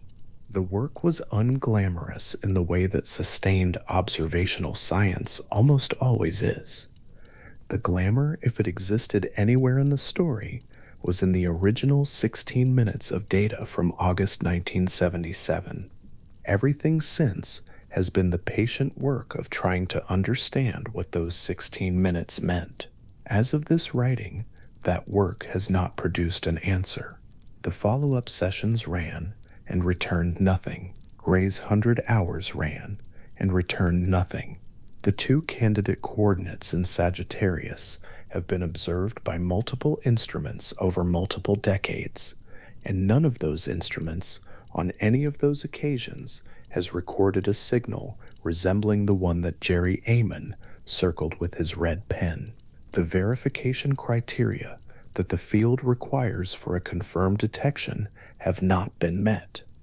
The question remains, in the precise language of the discipline, open. Open does not mean forgotten. The signal has been discussed in the peer-reviewed literature continuously since the 1970s, and the quality of that discussion has, if anything, increased as better instruments and better methods have become available. Researchers continue to examine the original data and to schedule observation time at the signal's coordinates when telescope schedules allow. The record is not closed. The patience of the effort has not expired. The Arecibo transmission of 2012, 10,000 human messages sent outward through the Puerto Rican night, was in one sense an act of scientific procedure, and in another sense something more plainly emotional. A species reaching back toward a signal it had received once and had never been able to explain, sending out a reply just in case. The reach was real, even if the recipient was uncertain. The encoded messages traveled upward through the atmosphere and into space at the speed of light, and whether they are currently traveling toward whatever sent the original signal, or toward empty space, or toward something altogether different, no instrument on Earth has yet been able to say. The flat line of a null observation has its own kind of meaning. When a radio telescope points at a set of coordinates and finds nothing, that nothing is a measurement, a real data point that says, with precision, what the sky contained at that location during that observation. The accumulation of those measurements, session after session, year after year, at the coordinates in Sagittarius, forms a record of one of the most sustained attention efforts in the history of observational astronomy. Dozens of sessions, then hundreds of hours, and at the end of all of them, the same flat line. That flatness sits in the record alongside the single extraordinary peak of August 1977. The two things are equally part of the data. The peak says something remarkable appeared. The flatness says it has not appeared again. Neither fact by itself resolves the question. Together they frame it precisely. A signal appeared once, at a frequency, and with a shape consistent with a fixed narrowband source, and has not been confirmed to have appeared since. Two coordinate pairs sit in a Sagittarius catalog entry, with no associated object recorded beside them. The right ascension and declination of each position are precise numbers, the kind of numbers that can be entered into a telescope's pointing system and converted into a specific patch of sky.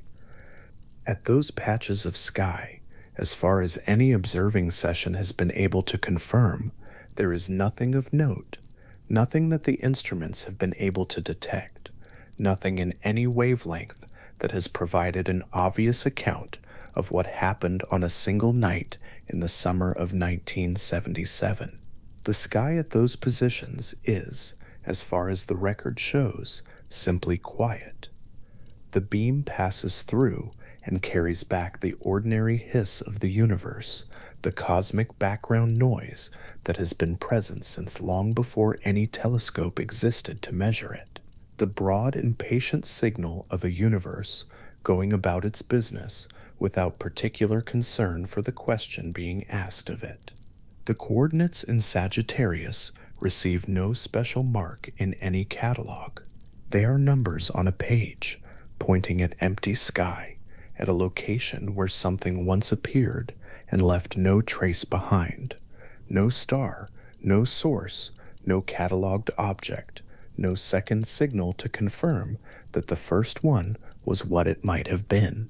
Antonio Paris spread his orbital charts across the desk in front of him, the printed lines of Comet 266P/Christensen's path curving in a long ellipse across the page. The chart showed the comet's position at intervals across several decades, each point plotted against the fixed background of the sky. He had a second sheet beside it, a star chart of the constellation Sagittarius, with two sets of coordinates marked in the region where a particular radio signal had been recorded on the night of August 15th, 1977. The task he was working through was a simple one in principle. Take the comet's known orbital path, run the mathematics backward through time, and see where the comet had been on that specific night, at those specific coordinates, in that specific region of sky. The pencil moved slowly along the plotted arc. Paris was looking for an overlap, a coincidence of position, the moment where the comet's 1977 location and the signal's origin coordinates might come close enough together that one could plausibly explain the other.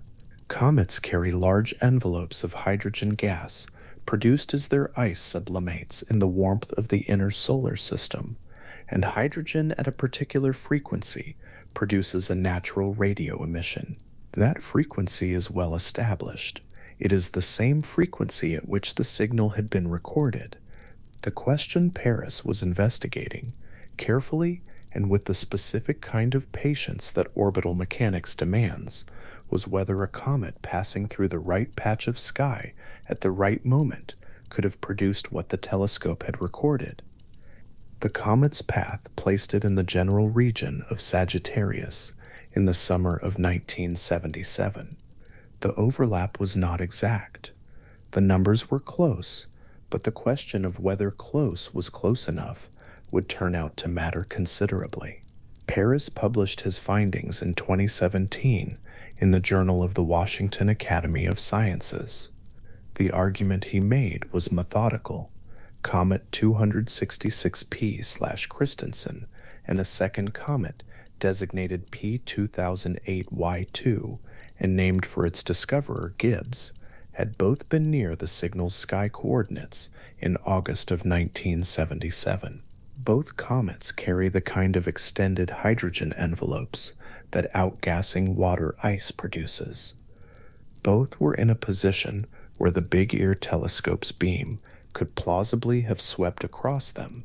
The signal's frequency, which sits precisely at the natural emission line of neutral hydrogen, would be exactly the frequency at which a cometary hydrogen cloud would emit. Paris presented this as a coherent, testable hypothesis, not a certainty, but a candidate explanation for a signal that had remained without one for 40 years. The paper attracted immediate attention.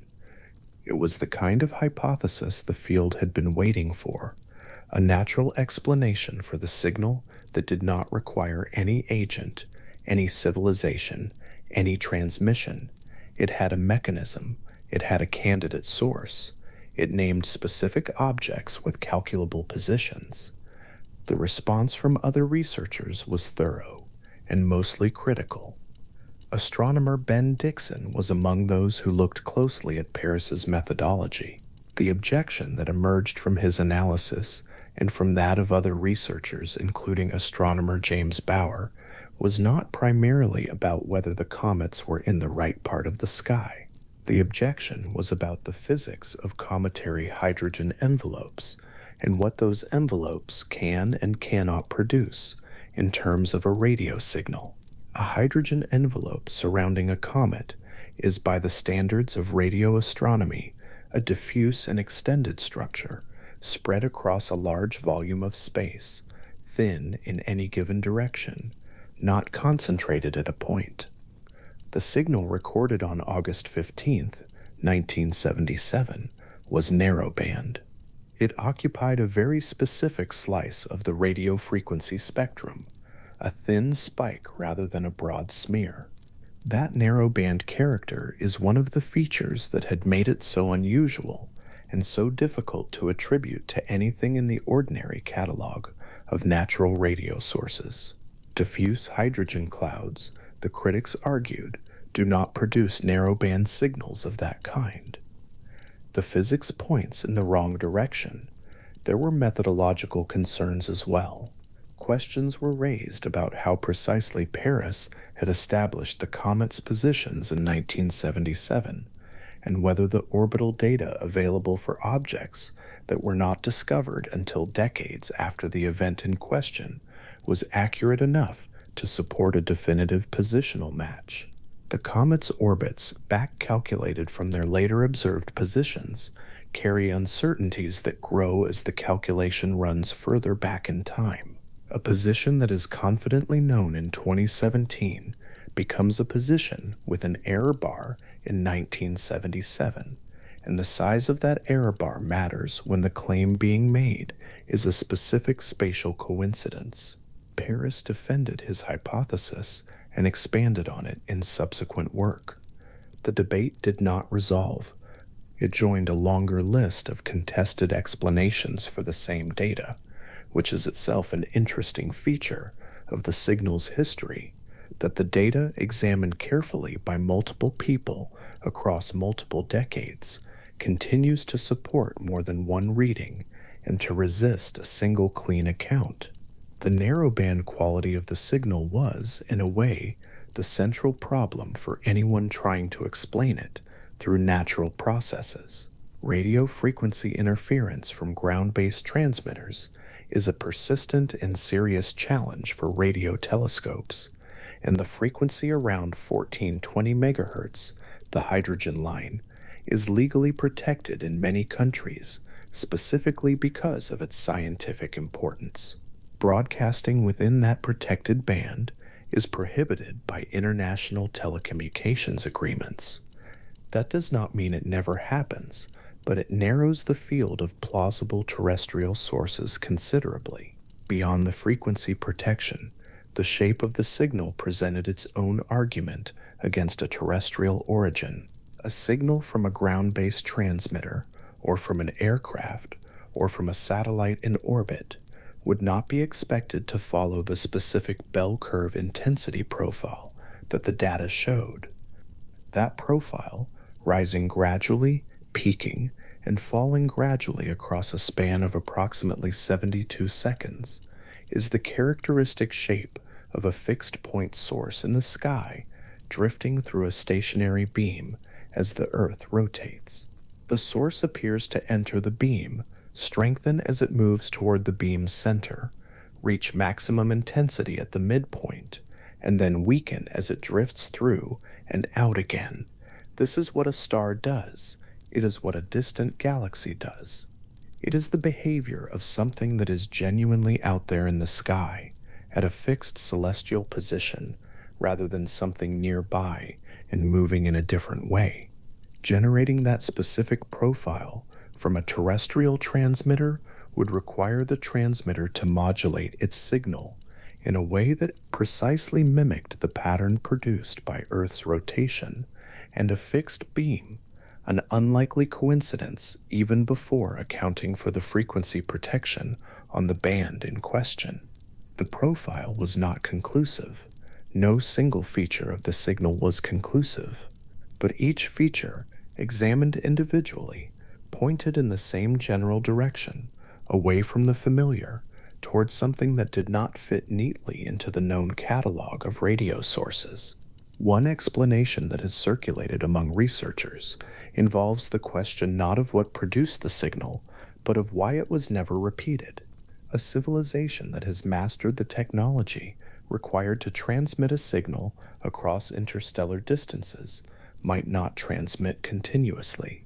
A directional beacon sweeping across the galaxy, rotating as lighthouses rotate in a long, slow arc rather than pointing in a fixed direction, would illuminate any given position along its sweep only briefly and then move on.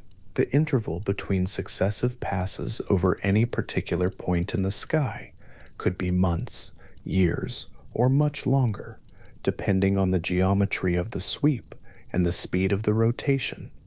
A listener at Earth would have no way of knowing when or whether the beam would come around again.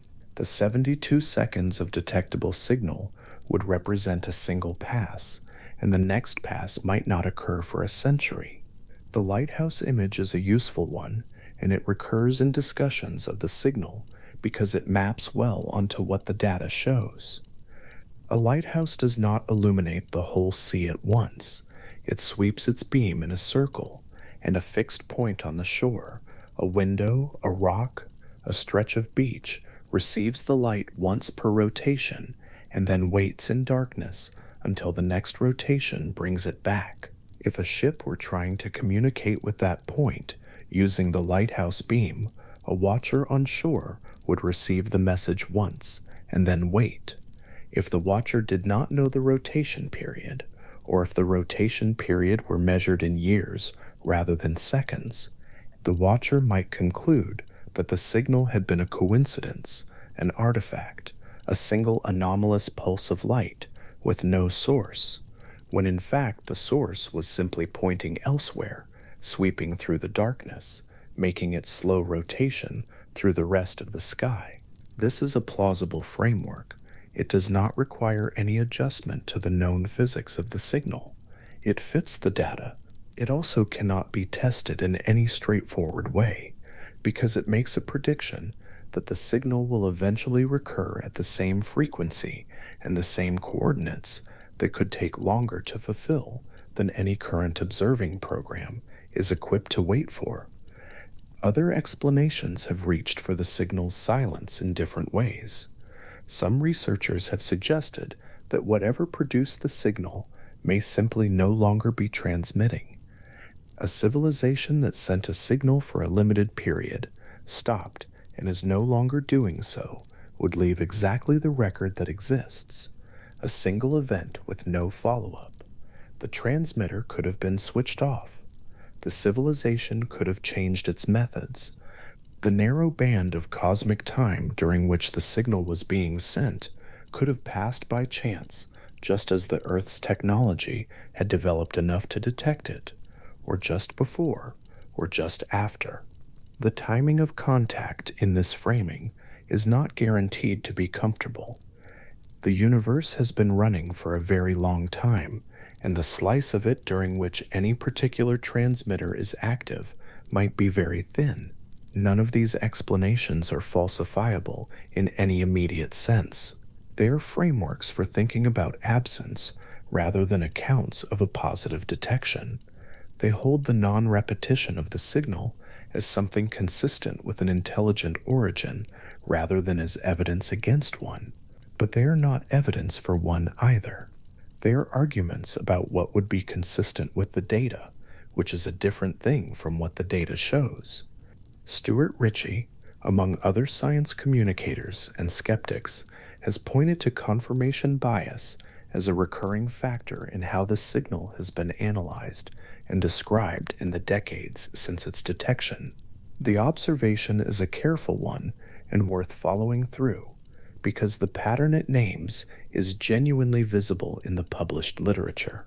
Researchers who approach the signal with a strong prior belief in the existence of extraterrestrial civilizations, or a strong prior belief that SETI will eventually succeed, tend to read the signal's unusual features as consistent with an artificial origin. Researchers who approach it with skepticism about those same assumptions tend to read the same features as consistent with an unusual natural event or an unidentified artifact. The data itself does not change. The signal's frequency, its profile, its duration, its non-repetition, these are fixed facts. What changes is the interpretive weight given to each feature, and that weight appears to be influenced by what the interpreter already believes. This is not an accusation of dishonesty. Confirmation bias operates below the level of deliberate choice. It is the way that prior knowledge and expectation shape the interpretation of ambiguous evidence without the interpreter necessarily being aware of it. The problem is not unique to this signal or to this field. It appears across science in areas where the evidence is genuinely ambiguous and the stakes of interpretation are high. But it is worth naming specifically in the case of the wow signal because the ambiguity there is real and deep, and the interpretations have diverged more sharply than the data alone would seem to require. A researcher who reads the signal's narrow band profile, its precise position at the hydrogen frequency, and its characteristic beam crossing shape, and concludes from those features that it was almost certainly artificial, is not making an unreasonable inference, and those features are genuinely consistent with a design transmission. A researcher who reads the same features and concludes that the single event detection, the absence of any repeat, and the failure of the Paris Comet hypothesis to resolve the question all point toward an unidentified natural source, is also not making an unreasonable inference. The evidence points in both directions at once, which is exactly the kind of situation in which prior beliefs tend to determine conclusions. What the skeptical analysis adds to the picture, when it is done carefully, is not the claim that the signal was definitely natural or definitely artifactual. It is the more modest and more honest claim that the data does not allow a conclusion either way, and that the confidence with which some accounts have asserted an artificial origin exceeds what the data can actually support. The signal's bandwidth offers one of the cleaner arguments for its unusual character, and it is worth staying with that specific feature for a moment because it is easier to feel than to simply state. Most natural radio sources in the sky emit across a broad range of frequencies. Stars emit across a wide spectrum. Clouds of ionized gas emit across wide bands. Even the hydrogen line itself, when observed from natural sources like interstellar clouds, is somewhat broadened by the thermal motion of the hydrogen atoms and by the large-scale motions of the gas across the line of sight. The expected natural signal at 1420 MHz is not a thin spike, but a broader, less defined feature. The WOW signal's bandwidth was extraordinarily narrow enough that it appeared to originate from a source with very little internal motion, a source that was, as it were, very quiet. Natural processes that produce narrow-band signals at radio frequencies do exist, but they are specific and well understood, and none of them have been identified as a plausible match for what the Big Ear telescope recorded. The comet hypothesis was, in part, an attempt to close that gap, to find a natural mechanism that could produce a narrow-band signal at the hydrogen frequency under the right circumstances. The criticism it received from other researchers was essentially the argument that the proposed mechanism did not meet the requirement that cometary hydrogen clouds are not narrow enough, not concentrated enough, not physically capable of producing the kind of tight spectral feature the signal showed. If the comet hypothesis were accepted, the signal would have an explanation, a natural one, arising from the ordinary physics of solar system objects passing in front of a sensitive radio receiver. If the comet hypothesis is rejected, the signal remains in its original condition, a single, narrow, strong, characteristically shaped detection at the most logical frequency for interstellar communication, with no identified source and no subsequent occurrence.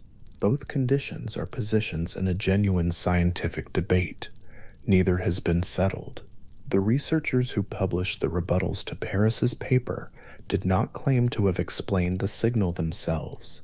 They claimed to have shown that Paris's explanation was inadequate. The signal is not explained by the comet hypothesis. It is also not explained by anything else. It sits in the data in its narrow band at 1420 MHz, in the catalog of proposed origins, terrestrial interference, cometary emission, an instrumental artifact, and artificial extraterrestrial transmission remains a list of possibilities, none of them confirmed, none of them definitively ruled out. The frequency itself deserves one more pass of attention because it connects the signal to a specific thread in the history of physics that gives it a particular kind of weight. In 1959, two physicists, Philip Morrison and Giuseppe Cocconi, published a paper in the journal Nature in which they considered the problem of interstellar communication from first principles. If an intelligent civilization wanted to send a signal that another civilization developing independently on a distant world might think to look for, what frequency should it use? The answer Morrison and Cockney arrived at was the hydrogen line, 1420 MHz, on the grounds that hydrogen is the most abundant element in the universe, that its emission frequency is a fixed physical constant rather than an arbitrary choice, and that any civilization advanced enough to build a radio telescope would know the hydrogen line and would recognize its significance as a channel. The frequency would be, in effect, a common reference point, something discoverable from first principles by any civilization that understood atomic physics. This reasoning became foundational for SETI.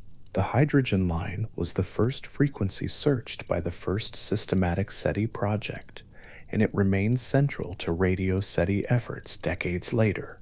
The WOW signal appeared at that frequency, not near it, not approximately at it, but at it, within the precision of the equipment doing the recording.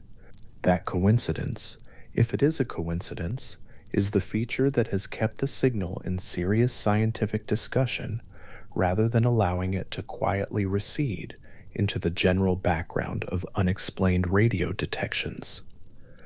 A signal at an arbitrary frequency with the same profile and the same non-repetition would generate less interest. It would be more easily attributed to an unidentified artifact or an unusual natural source. The frequency is the feature that makes the other features matter. It is the reason that the signal's narrow-band character, its beam-crossing profile, and its strength, approximately 30 times the background noise at its peak, are discussed as significant rather than incidental. Remove the frequency coincidence, and the remaining features lose much of their interpretive weight. Leave the frequency coincidence in as the data requires, and the signal remains one of the most carefully examined and persistently unexplained events in the history of radio astronomy. The question of whether the signal was produced by an intelligent source remains, in the language of the field, open. That is a precise scientific term with a specific meaning. It means that the evidence available does not allow a confident conclusion in either direction. It means that the hypothesis of a natural origin and the hypothesis of an artificial origin are both consistent with the observed data, and that no investigation conducted so far has produced a result that would allow one to be accepted and the other to be set aside. It does not mean that the question is unanswerable in principle. It means that the data gathered so far has not answered it. Those are different claims, and the difference between them is important. An unexplained signal is not the same thing as a signal from an extraterrestrial civilization. The data does not establish that. An unexplained signal is also not the same thing as a signal that will eventually be explained by a prosaic natural cause. The data does not establish that either. What the data establishes is a specific pattern of radio energy received on a specific night with a specific character that has proven resistant to any identification so far, and a specific silence at the same coordinates on every night that followed. The width of that silence is worth holding for a moment. Dozens of targeted follow-up observations conducted over decades by multiple researchers using different instruments have returned nothing at those coordinates. The sky at the positions associated with the signal is, as far as any telescope has been able to determine, ordinary. No star at those positions provides an obvious transmitter. No known astrophysical process at those positions provides an obvious source. The signal appears to have arrived once from an unremarkable region of sky in a direction toward the dense star fields of Sagittarius, and then simply stopped. If the signal was natural, then whatever produced it either no longer exists at that position, or was a transient event, something that occurred once and did not repeat, because the conditions that produced it were themselves temporary. If it was artificial, then the transmitter is silent or pointing elsewhere, or was transmitting only briefly, or operates on a time scale that human observing programs have not yet been patient enough to sample adequately. None of these possibilities is more plausible than the others on the basis of the data alone. They are all consistent with the same record. A signal that appeared once and never appeared again is what all of them predict. A radio spectrum plot of the WOW signal shows in simple visual terms what all of this discussion is circling. On the horizontal axis, frequency; on the vertical axis, signal strength. At 1420 MHz, a narrow spike rises well above the flat background noise, clean, isolated, precisely centered on the hydrogen line. Nothing adjacent to it, nothing like it anywhere else on the same chart. Beside that spike, in another researcher's notes from a later analysis, written in ordinary pen on ordinary paper, is the word unexplained, not artificial, not natural, not terrestrial or extraterrestrial. Just the word that science uses when it has looked carefully at something, applied its best available tools, and arrived at the honest boundary of what it currently knows. That word is not a conclusion. It is a position, a careful, accurate, and patient position held by people who have spent considerable time and effort trying to move past it. The spike on the plot does not change in response to the years of analysis that have followed its recording. It sits at 1420 MHz, the same width, the same height, the same precise location on the spectrum. Every explanation that has been brought to it has either been found wanting or found merely possible, consistent with the data but not confirmed by it. The comet hypothesis is consistent and contested. The terrestrial interference hypothesis is inconsistent with the signal's profile. The natural astrophysical source hypothesis is consistent and unidentified. The artificial origin hypothesis is consistent and unconfirmed. What a careful analysis of the evidence leaves behind is not a verdict in either direction, but a particular kind of quiet, the kind of quiet that comes from having turned a question over slowly, from having looked at it from several angles, from having followed the lines of evidence wherever they went, and having arrived at a place where the question is still open, and the evidence is still the same evidence it was at the start, and the spike at 1420 MHz is still sitting exactly where it was on the original printout. The signal arrived, and was recorded, and was examined, and remains without an explanation that all parties to the examination find adequate. That is not a dramatic condition. It is a common one in science, and it is the condition in which the best science often rests, sometimes for years, sometimes for much longer, while the tools and the methods and the data gradually develop to the point where the question can be approached differently. The wow signal has been in that condition for nearly 5 decades.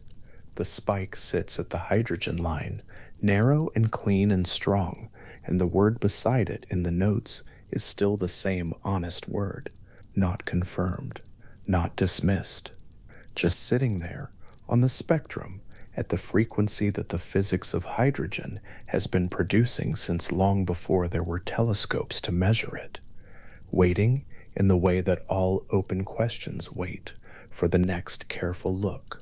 A data file sat inside a computer archive at the Parkes Observatory in New South Wales, Australia, doing nothing in particular. Around it, the ordinary work of a radio telescope continued, dishes turning, receivers logging, data accumulating in long columns that would be sorted and reviewed and mostly set aside. The file in question held a recording from July 24th, 2001, taken during a pulsar survey, and nothing about its external catalog entry suggested it contained anything unusual. It was one file among thousands. It waited there, unread and unremarkable, for 6 years. Inside it was a radio pulse lasting approximately 5 milliseconds. In radio astronomy, 5 milliseconds is not very long.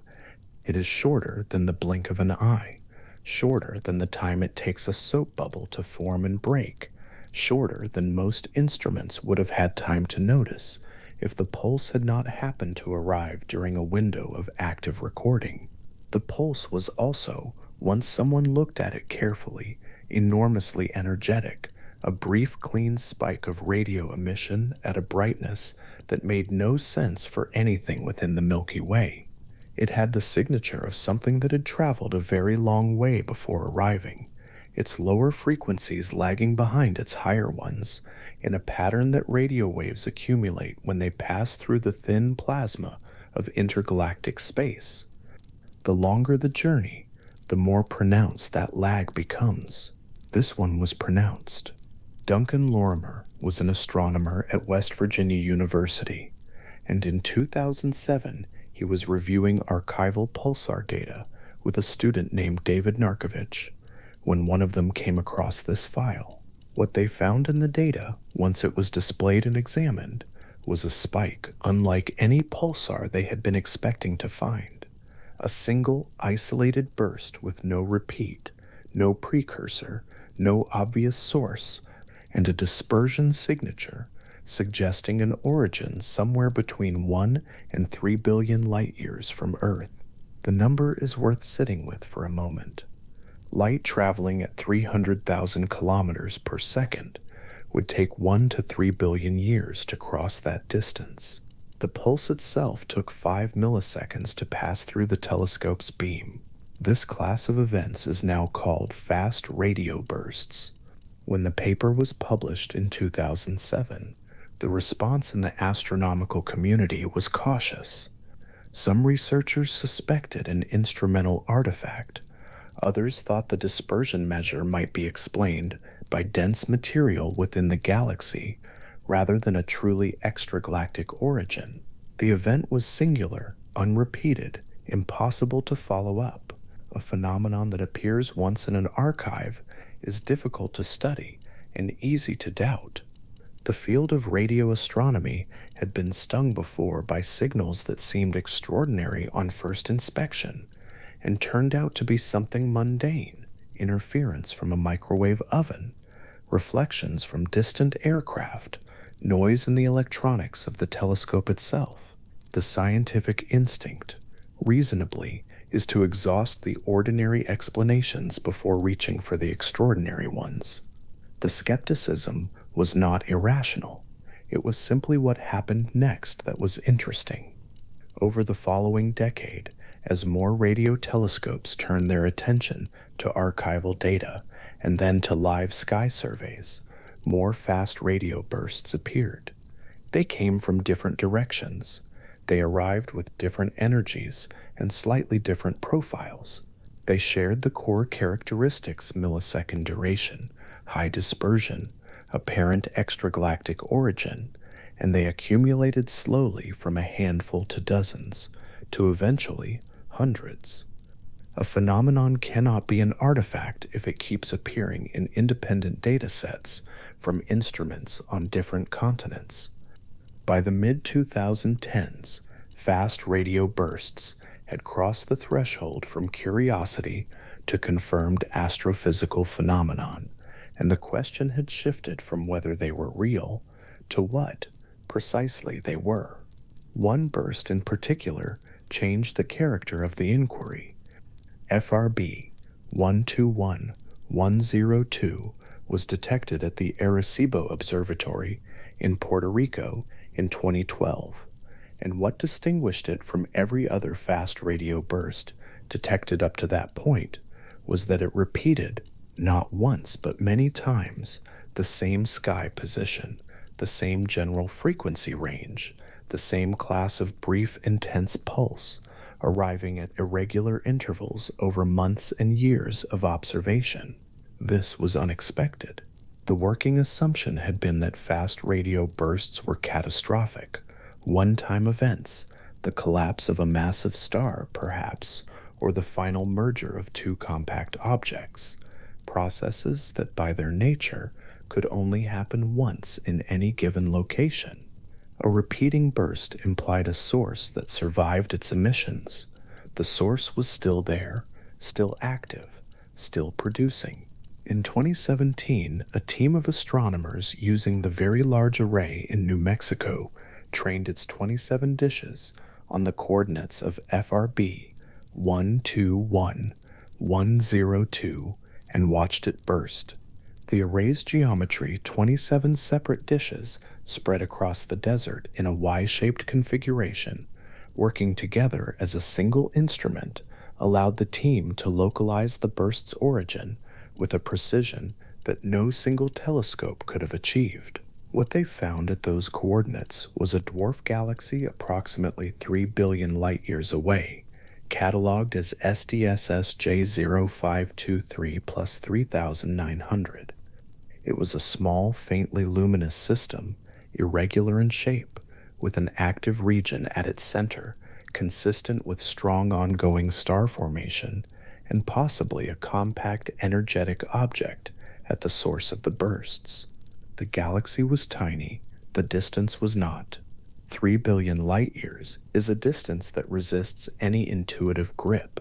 It is not the kind of number that resolves into anything familiar, no matter how long one holds it.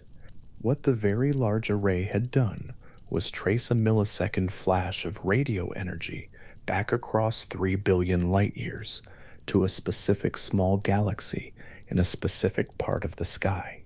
The precision of the localization was itself a kind of achievement, an exercise in triangulation conducted across the full width of the observable universe, the result being a set of coordinates on a star chart pointing to a smudge of light that most people had never heard of and would not have been able to identify. The physical explanation for fast radio bursts has continued to develop, and the field remains an active one.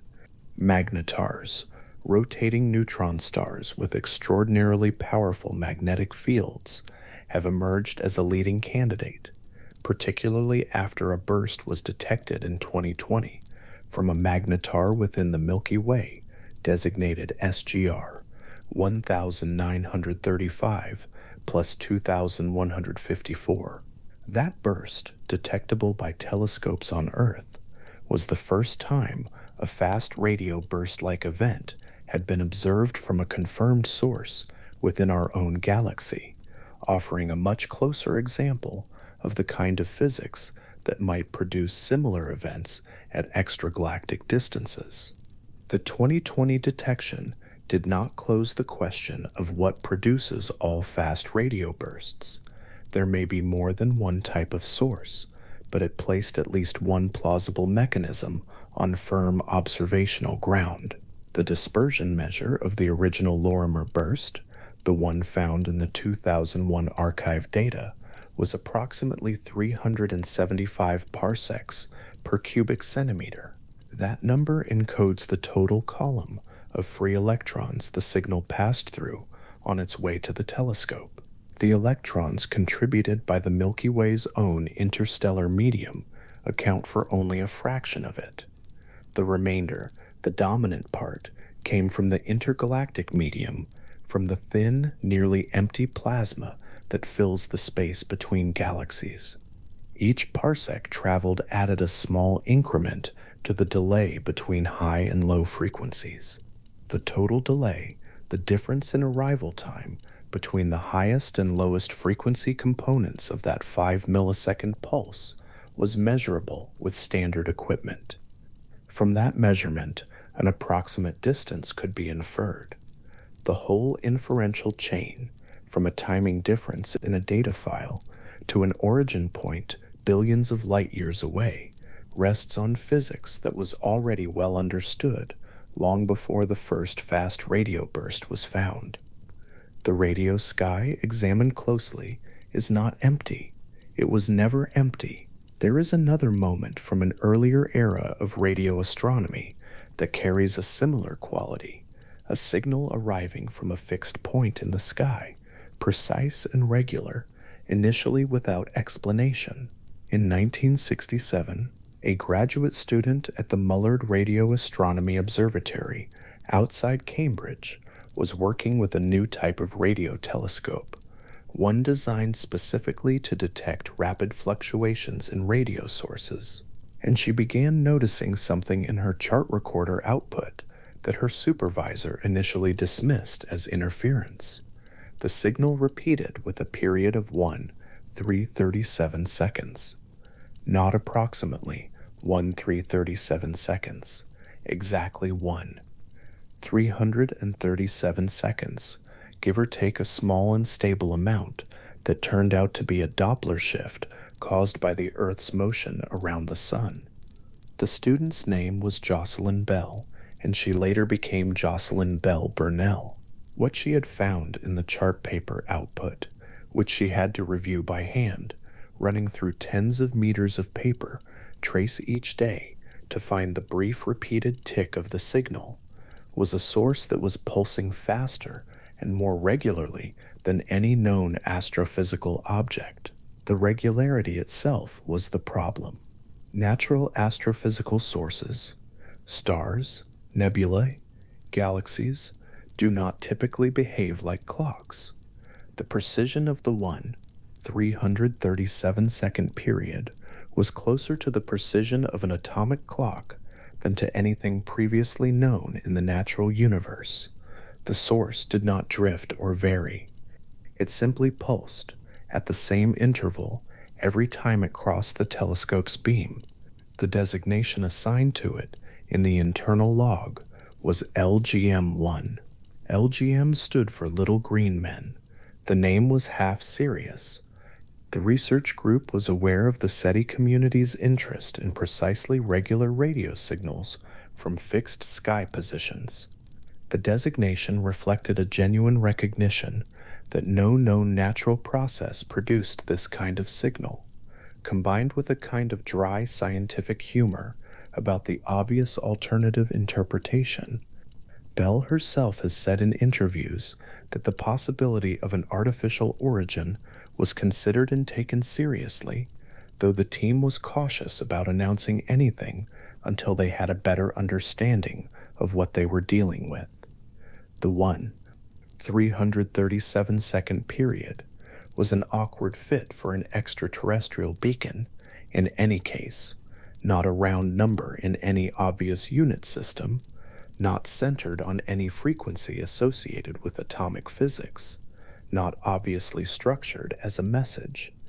When a second similar source was found in a different part of the sky, the extraterrestrial hypothesis became considerably less compelling. A civilization transmitting from one position was conceivable. Two separate civilizations transmitting similar signals from widely separated positions, both detected by the same small Cambridge telescope within months of each other, was a coincidence that pressed against the plausible. The more natural explanation, Something in the physics of dense, rapidly rotating stellar objects was the one the team pursued, and it was the right one. What Belle Burnell had found was a pulsar. More specifically, she had found a rotating neutron star, the remnant of a massive star that had ended its life in a supernova, compressed by the force of its own collapse into an object perhaps 20 kilometers across, but containing more mass than the Sun. Neutron stars rotate rapidly, spinning up as they collapse the way a figure skater accelerates by drawing in their arms. They carry extremely strong magnetic fields. Where the magnetic axis of the star is offset from its rotation axis, the magnetic field sweeps a beam of radio emission around the sky, with each rotation, the way a lighthouse beam sweeps across dark water. When that beam crosses the Earth, a pulse is recorded. The source Belle Burnell found is now cataloged as PSRB 1919 plus 21. The catalog number encodes its position on the sky: right ascension, 19 hours, 19 minutes, declination plus 21 degrees, and the pulsar is located in the constellation Vulpecula, a small faint grouping of stars north of the ecliptic, not far from the bright summer triangle. The pulsar itself is invisible to optical telescopes from Earth. It emits primarily at radio wavelengths. It lies roughly 2,300 light-years away, close enough by extragalactic standards that its pulses arrive with a clarity unaffected by enormous distances, but far enough that the light leaving it at this moment will not arrive here for more than 2,000 years. It is rotating right now, not in some notional or approximate sense, but specifically, physically, continuously. The neutron star in Vulpecula is completing just under 3/4 of a rotation every second, its magnetic beam sweeping through the galaxy, passing across the plane of the Earth's orbit for a fraction of a second with each rotation, producing a pulse that radio telescopes can detect whenever it falls within their observing window. The pulse has been arriving on this schedule since before the first cities were built on Earth. It will continue arriving long after tonight, long after this century, long after most of what is currently happening on this planet has passed. The pulsar's rotation is slowing, gradually. Rotating objects in space lose angular momentum over geological time, the energy of their spin converted into radiation. PSRB 1919 plus 21 is spinning slightly more slowly now than it was when Belle Burnell found it. In tens of millions of years, it will have slowed enough that its radio emission fades below detectable levels, and the pulses that have been sweeping across the galaxy since this particular neutron star formed will simply stop. From the perspective of any receiver still listening at that point, the clockwork signal will go silent without announcement. The discovery of pulsars won the 1974 Nobel Prize in Physics. The prize was awarded to Anthony Hewish, Belle Burnell's supervisor, and to Martin Ryle. Belle Burnell was not included. The omission has been widely discussed in the decades since, and Belle Burnell herself has addressed it in writing with a degree of equanimity that most people in similar circumstances might not have managed. She has continued working in astrophysics for decades. She was made a Dame Commander of the Order of the British Empire in 2007, and in 2018, she donated the entirety of the $3 million Special Breakthrough Prize she received to fund scholarships for underrepresented students in physics. What she found, the thing that her supervisor's prize described, was not merely a new type of star. It was the first solid evidence that objects of that extreme density, neutron stars, the collapsed cores of dead massive stars, actually existed in nature rather than only in theoretical calculations. compressed stellar matter so dense that a teaspoon of it would weigh more than a mountain, rotating at rates that would tear apart any ordinary structure, radiating with precision from magnetic poles offset from the rotation axis. The physics involved had been worked out on paper. Bell Burnell's discovery was confirmation that the universe actually contained these things, that they were not abstractions. For a brief window, the most regular radio signal ever detected from a fixed point in the sky was attributed in a log entry to little green men. The radio sky holds other surprises at different scales. In 2003, the SETI at Home distributed computing project, which had been running since 1999 on the idle processing capacity of millions of personal computers around the world, flagged a candidate signal from Arecibo data. The project worked by distributing segments of raw telescope data to volunteers' computers, which would process the data during idle time and return results to a central server. The screensaver that ran during processing had become one of the most widely recognized images of the early internet.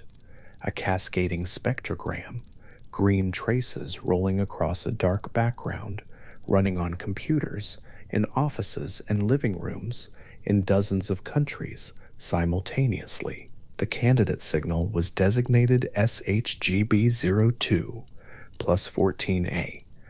It had appeared 3 times in the Arecibo data from the same sky coordinates at a frequency close to the hydrogen line, and its repeated appearance at a fixed sky position gave it a profile that briefly attracted attention from the SETI research community.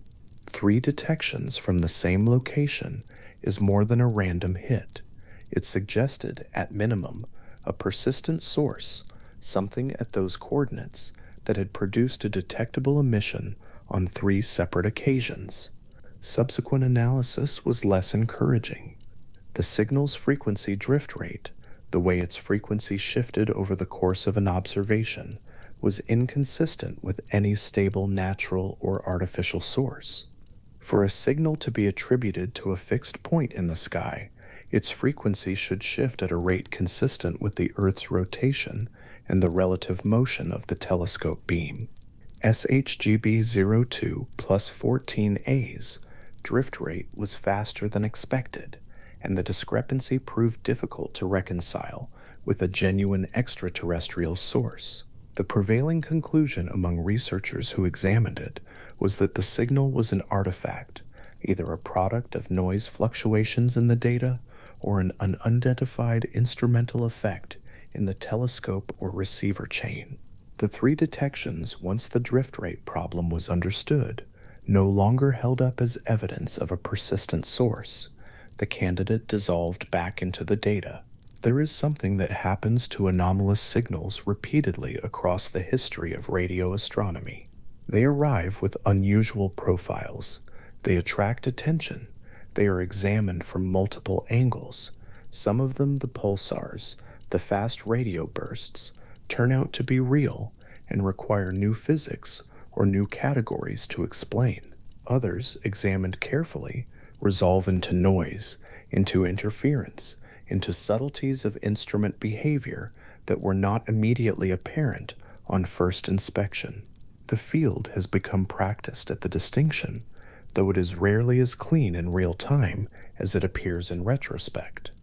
What the documented history of radio anomalies suggests is that the universe is genuinely full of processes that produce unusual radio emission, some of them understood, some of them newly discovered, some of them still in the process of being characterized. Rotating neutron stars, merging compact objects, magnetars producing gigantic flares, active galactic nuclei, the luminous centers of distant galaxies, where material falling into a massive black hole releases energy across an enormous range of frequencies, including radio. The cosmic microwave background, the afterglow of the universe's early history, arriving at every radio telescope as a faint, nearly uniform hiss from all directions at once. The instruments that detect these things are, in their own way, remarkable. The Very Large Array in New Mexico consists of 27 separate dish antennas, each one 25 meters across, arranged along 3 arms of a Y-shaped rail track across the high desert plateau of the plains of San Agustin at an elevation of about 2,100 meters. Each dish can be moved along its track, changing the spacing between antennas and altering the resolution and sensitivity of the combined instrument. Working together, the array synthesizes the resolving power of a telescope with a diameter equal to the maximum separation between its outermost dishes, about 36 kilometers. The combination of resolution and sensitivity this provides is what made the precise localization of FRB 121102 possible. On the night in 2017, when the Very Large Array was pointed at the coordinates of the repeating burst, the 27 dishes were trained on a patch of sky, holding a galaxy so small and dim that most surveys had paid it little attention. The signal arrived. The array's records captured it from 27 directions simultaneously, and the slight differences in arrival time between the individual dishes allowed the team to triangulate the burst's position on the sky to a precision of a fraction of an arcsecond. That precision, combined with deep optical imaging of the field, was what identified the host galaxy, a smudge of light in a catalog image, now connected by a chain of trigonometric reasoning to a 5-millisecond pulse of radio energy.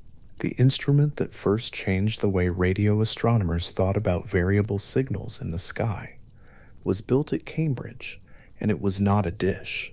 The telescope Bell Burnell used was an array of wire antennas spread across nearly 2 hectares of flat English farmland, an interplanetary scintillation array designed to detect the rapid flickering of radio sources caused by the solar wind. The telescope had no moving parts.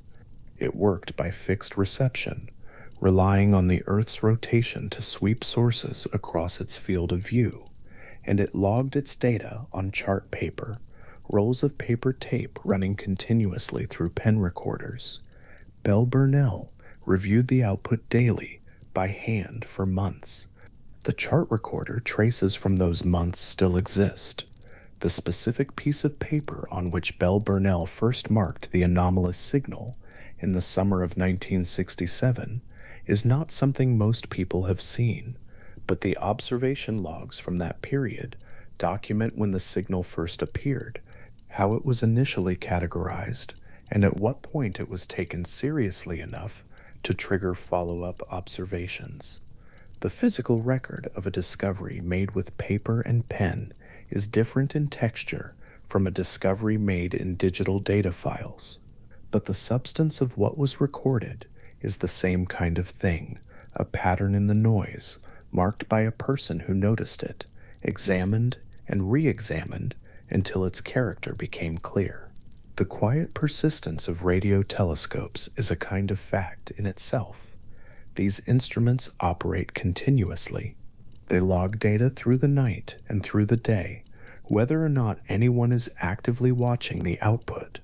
The sky above them turns, or rather the earth turns beneath them, carrying the instruments through the fixed positions of the stars at the rate of 1 complete rotation per sidereal day, approximately 23 hours and 56 minutes. Sources drift into the beam, sources drift out, pulses arrive, signals appear and vanish. Most of what is recorded is already understood, already cataloged, already incorporated into models of how the radio universe behaves. Some of it, periodically, is something that requires a new category. The Allen Telescope Array sits in the Cascade Foothills at Hat Creek Radio Observatory in Shasta County, Northern California, at an elevation of about 1,000 meters.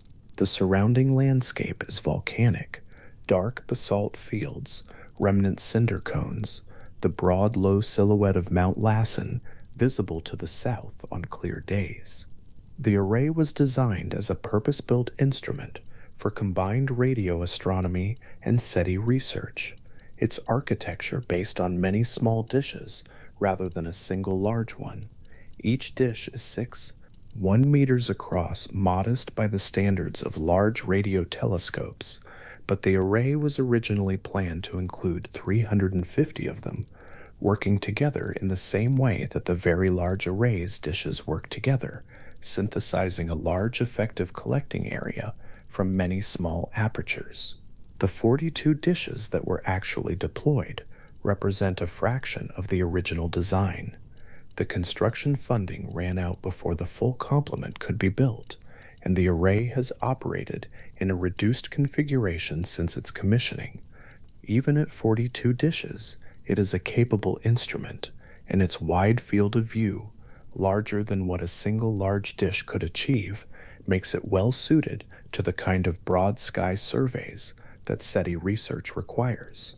It can observe multiple targets simultaneously, logging data continuously across a wide range of frequencies. On nights when the array is operational, its 42 white dishes stand in the dark among the volcanic rock of the Cascades, their faces tilted at whatever angles the current observing program requires.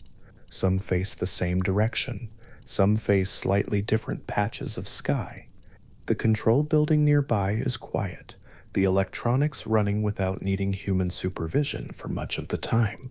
Streams of data flow from the receivers to storage, logged with timestamps and sky coordinates, available for analysis.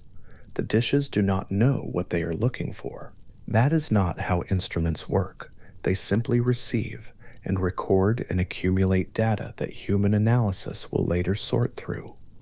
The history of what has been found in that kind of data is the history of radio astronomy, and it is not a short history. Carl Jansky, a Bell Telephone Laboratories engineer, first detected extraterrestrial radio emission in 1932 while trying to identify sources of static interfering with transatlantic telephone calls.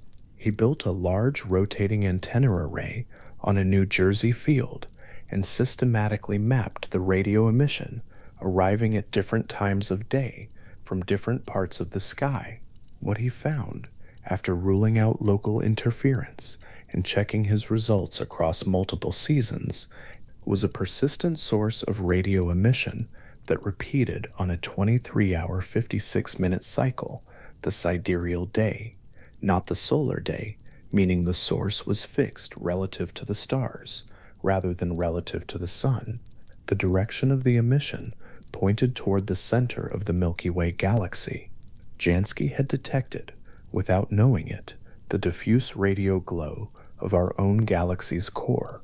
The discovery attracted modest attention at the time and was largely ignored by professional astronomers. Jansky himself was not an astronomer. He went on to other work at Bell Labs, and it was left to an amateur named Grote Reber to follow up on the finding. Reber built a 9-meter parabolic dish antenna in his backyard in Wheaton, Illinois, in 1937, and spent years producing the first detailed radio maps of the sky, observing alone at night, with an instrument he had constructed himself from salvaged materials, logging the output by hand. His maps showed the galactic center and several other features of the radio sky that would later be explained as supernova remnants, ionized gas clouds, and other astrophysical structures. The fact that the first detailed map of the radio sky was produced by a man working alone in his backyard in Illinois has a particular texture to it. It sits alongside the fact that the first pulsar was found by a graduate student reviewing paper tape, and the first fast radio burst was found in an archive by a researcher looking for something else entirely. The history of radio astronomy is threaded with accidental and informal discoveries made by people who happen to be looking carefully at the right data at the right time. That quality of discovery, the thing found by a person paying close attention to something others had not examined, runs through the field in a way that distinguishes it from sciences that require enormous coordinated infrastructure as a precondition for any finding at all. There are discoveries in particle physics that require the combined work of thousands of people over decades. There are discoveries in radio astronomy that required one person and a chart recorder. The kind of patience the sky asks of radio astronomers is a specific kind. It is not the patience of waiting for a moment to happen, though that is part of it. It is also the patience of reviewing what has already happened, examining archives and logs and data files that may have sat undisturbed for years, looking for a pattern that has been present in the record all along but not yet noticed. The Lorimer burst was in the archive for 6 years before it was found. Belle Burnell found her signal by reviewing chart paper by hand over months. The WOW signal was recorded during an automated survey and reviewed only later during routine data analysis. Each of these things was real before it was found. The pulse was in the archive. The pulsar was pulsing. The radio emission from the galactic center was arriving at Jansky's antenna every sidereal day, for years before he identified it as extraterrestrial.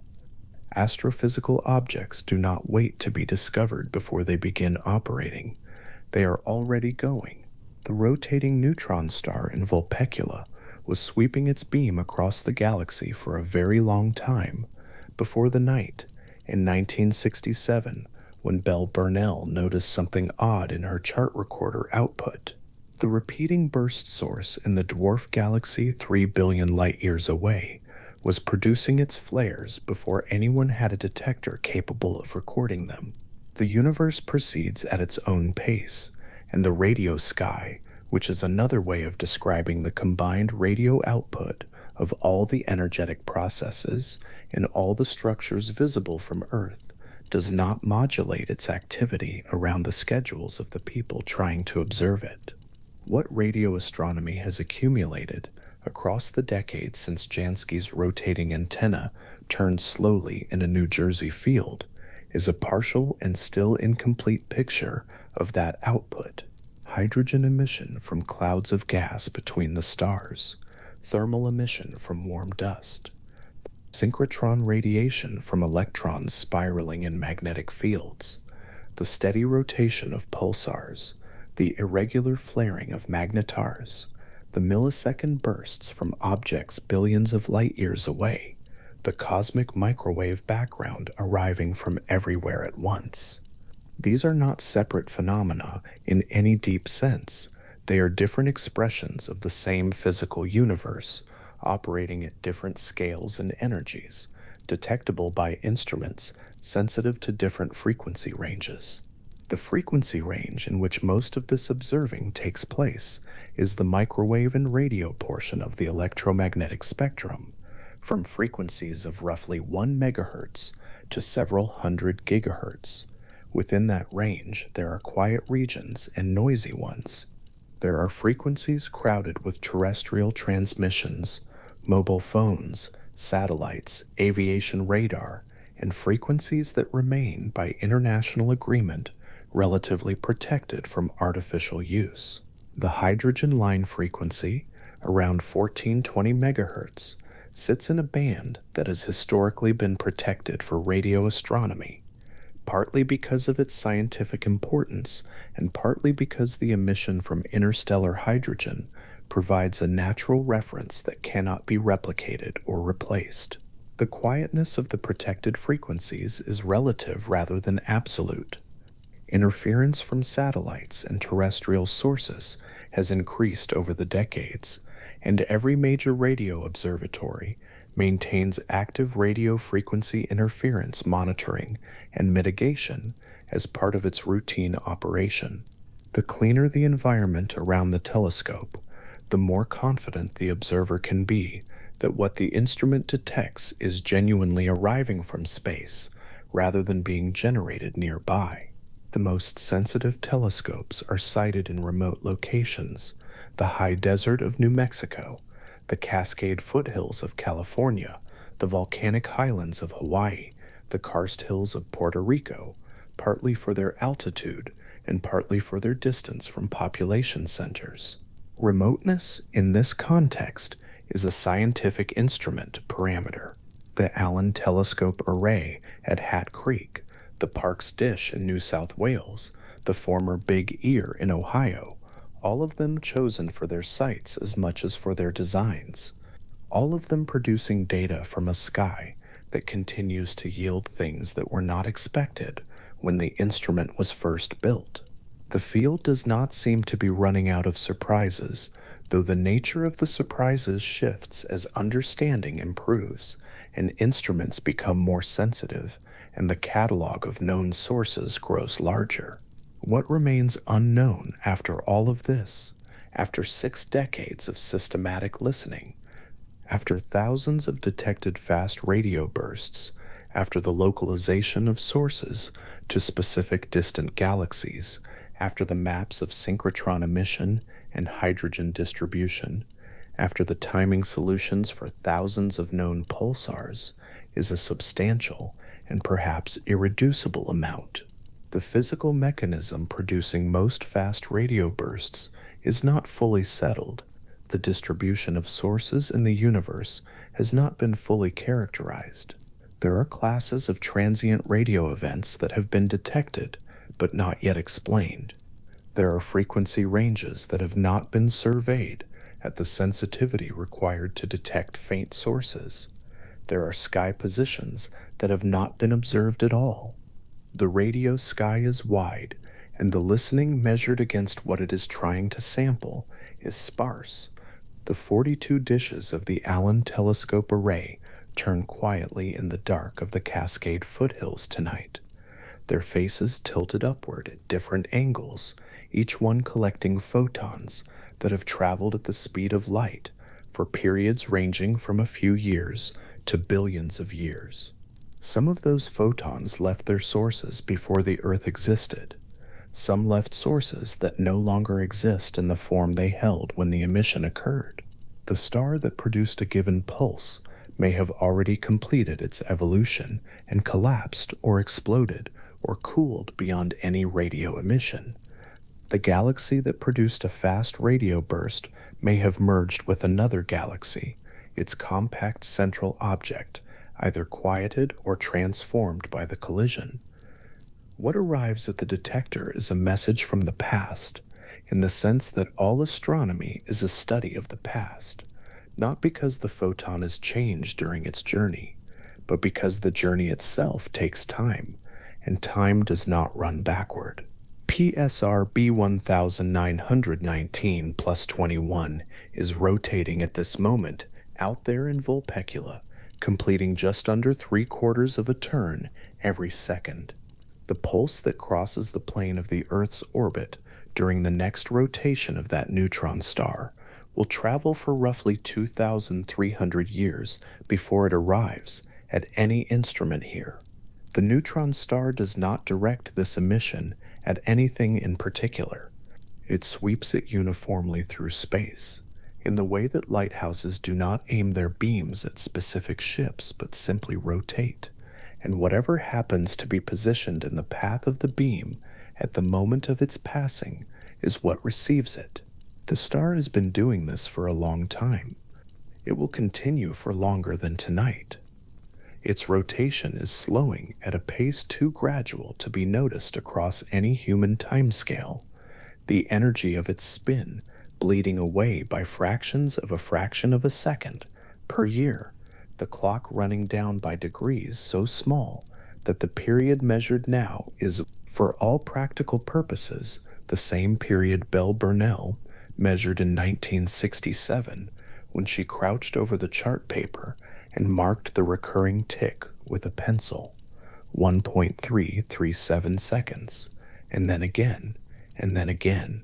The pulse continues outward through the thin gas of the interstellar medium, dispersing slightly as it passes through the free electrons that fill the space between the stars, spreading across a small range of frequencies the way all radio waves do as they travel through plasma, losing a little energy to the medium, arriving slightly delayed at lower frequencies relative to higher ones, but arriving crossing the distance between Vulpecula and wherever the beam happens to fall. This rotation, which includes once every sidereal day, the narrow window over a patch of Earth's surface where a radio antenna might be pointed in its direction. Most of those windows find no antenna. The beam crosses through the galactic plane with the same indifference it brings to everything else, illuminating gas clouds, crossing the paths of other stellar remnants, passing through regions where new stars are forming and regions where the interstellar medium is nearly empty. No record is kept of where it has been. The neutron star does not accumulate a history of what its beam has illuminated. It simply rotates. The data file at Parkes containing the Larimer burst sat in its archive for 6 years because nothing about its external catalog description marked it as unusual. It was not the only archive in radio astronomy to hold something unrecognized. Observatories around the world maintain archives of recordings going back decades, logging data from sky surveys and targeted observations and routine monitoring programs.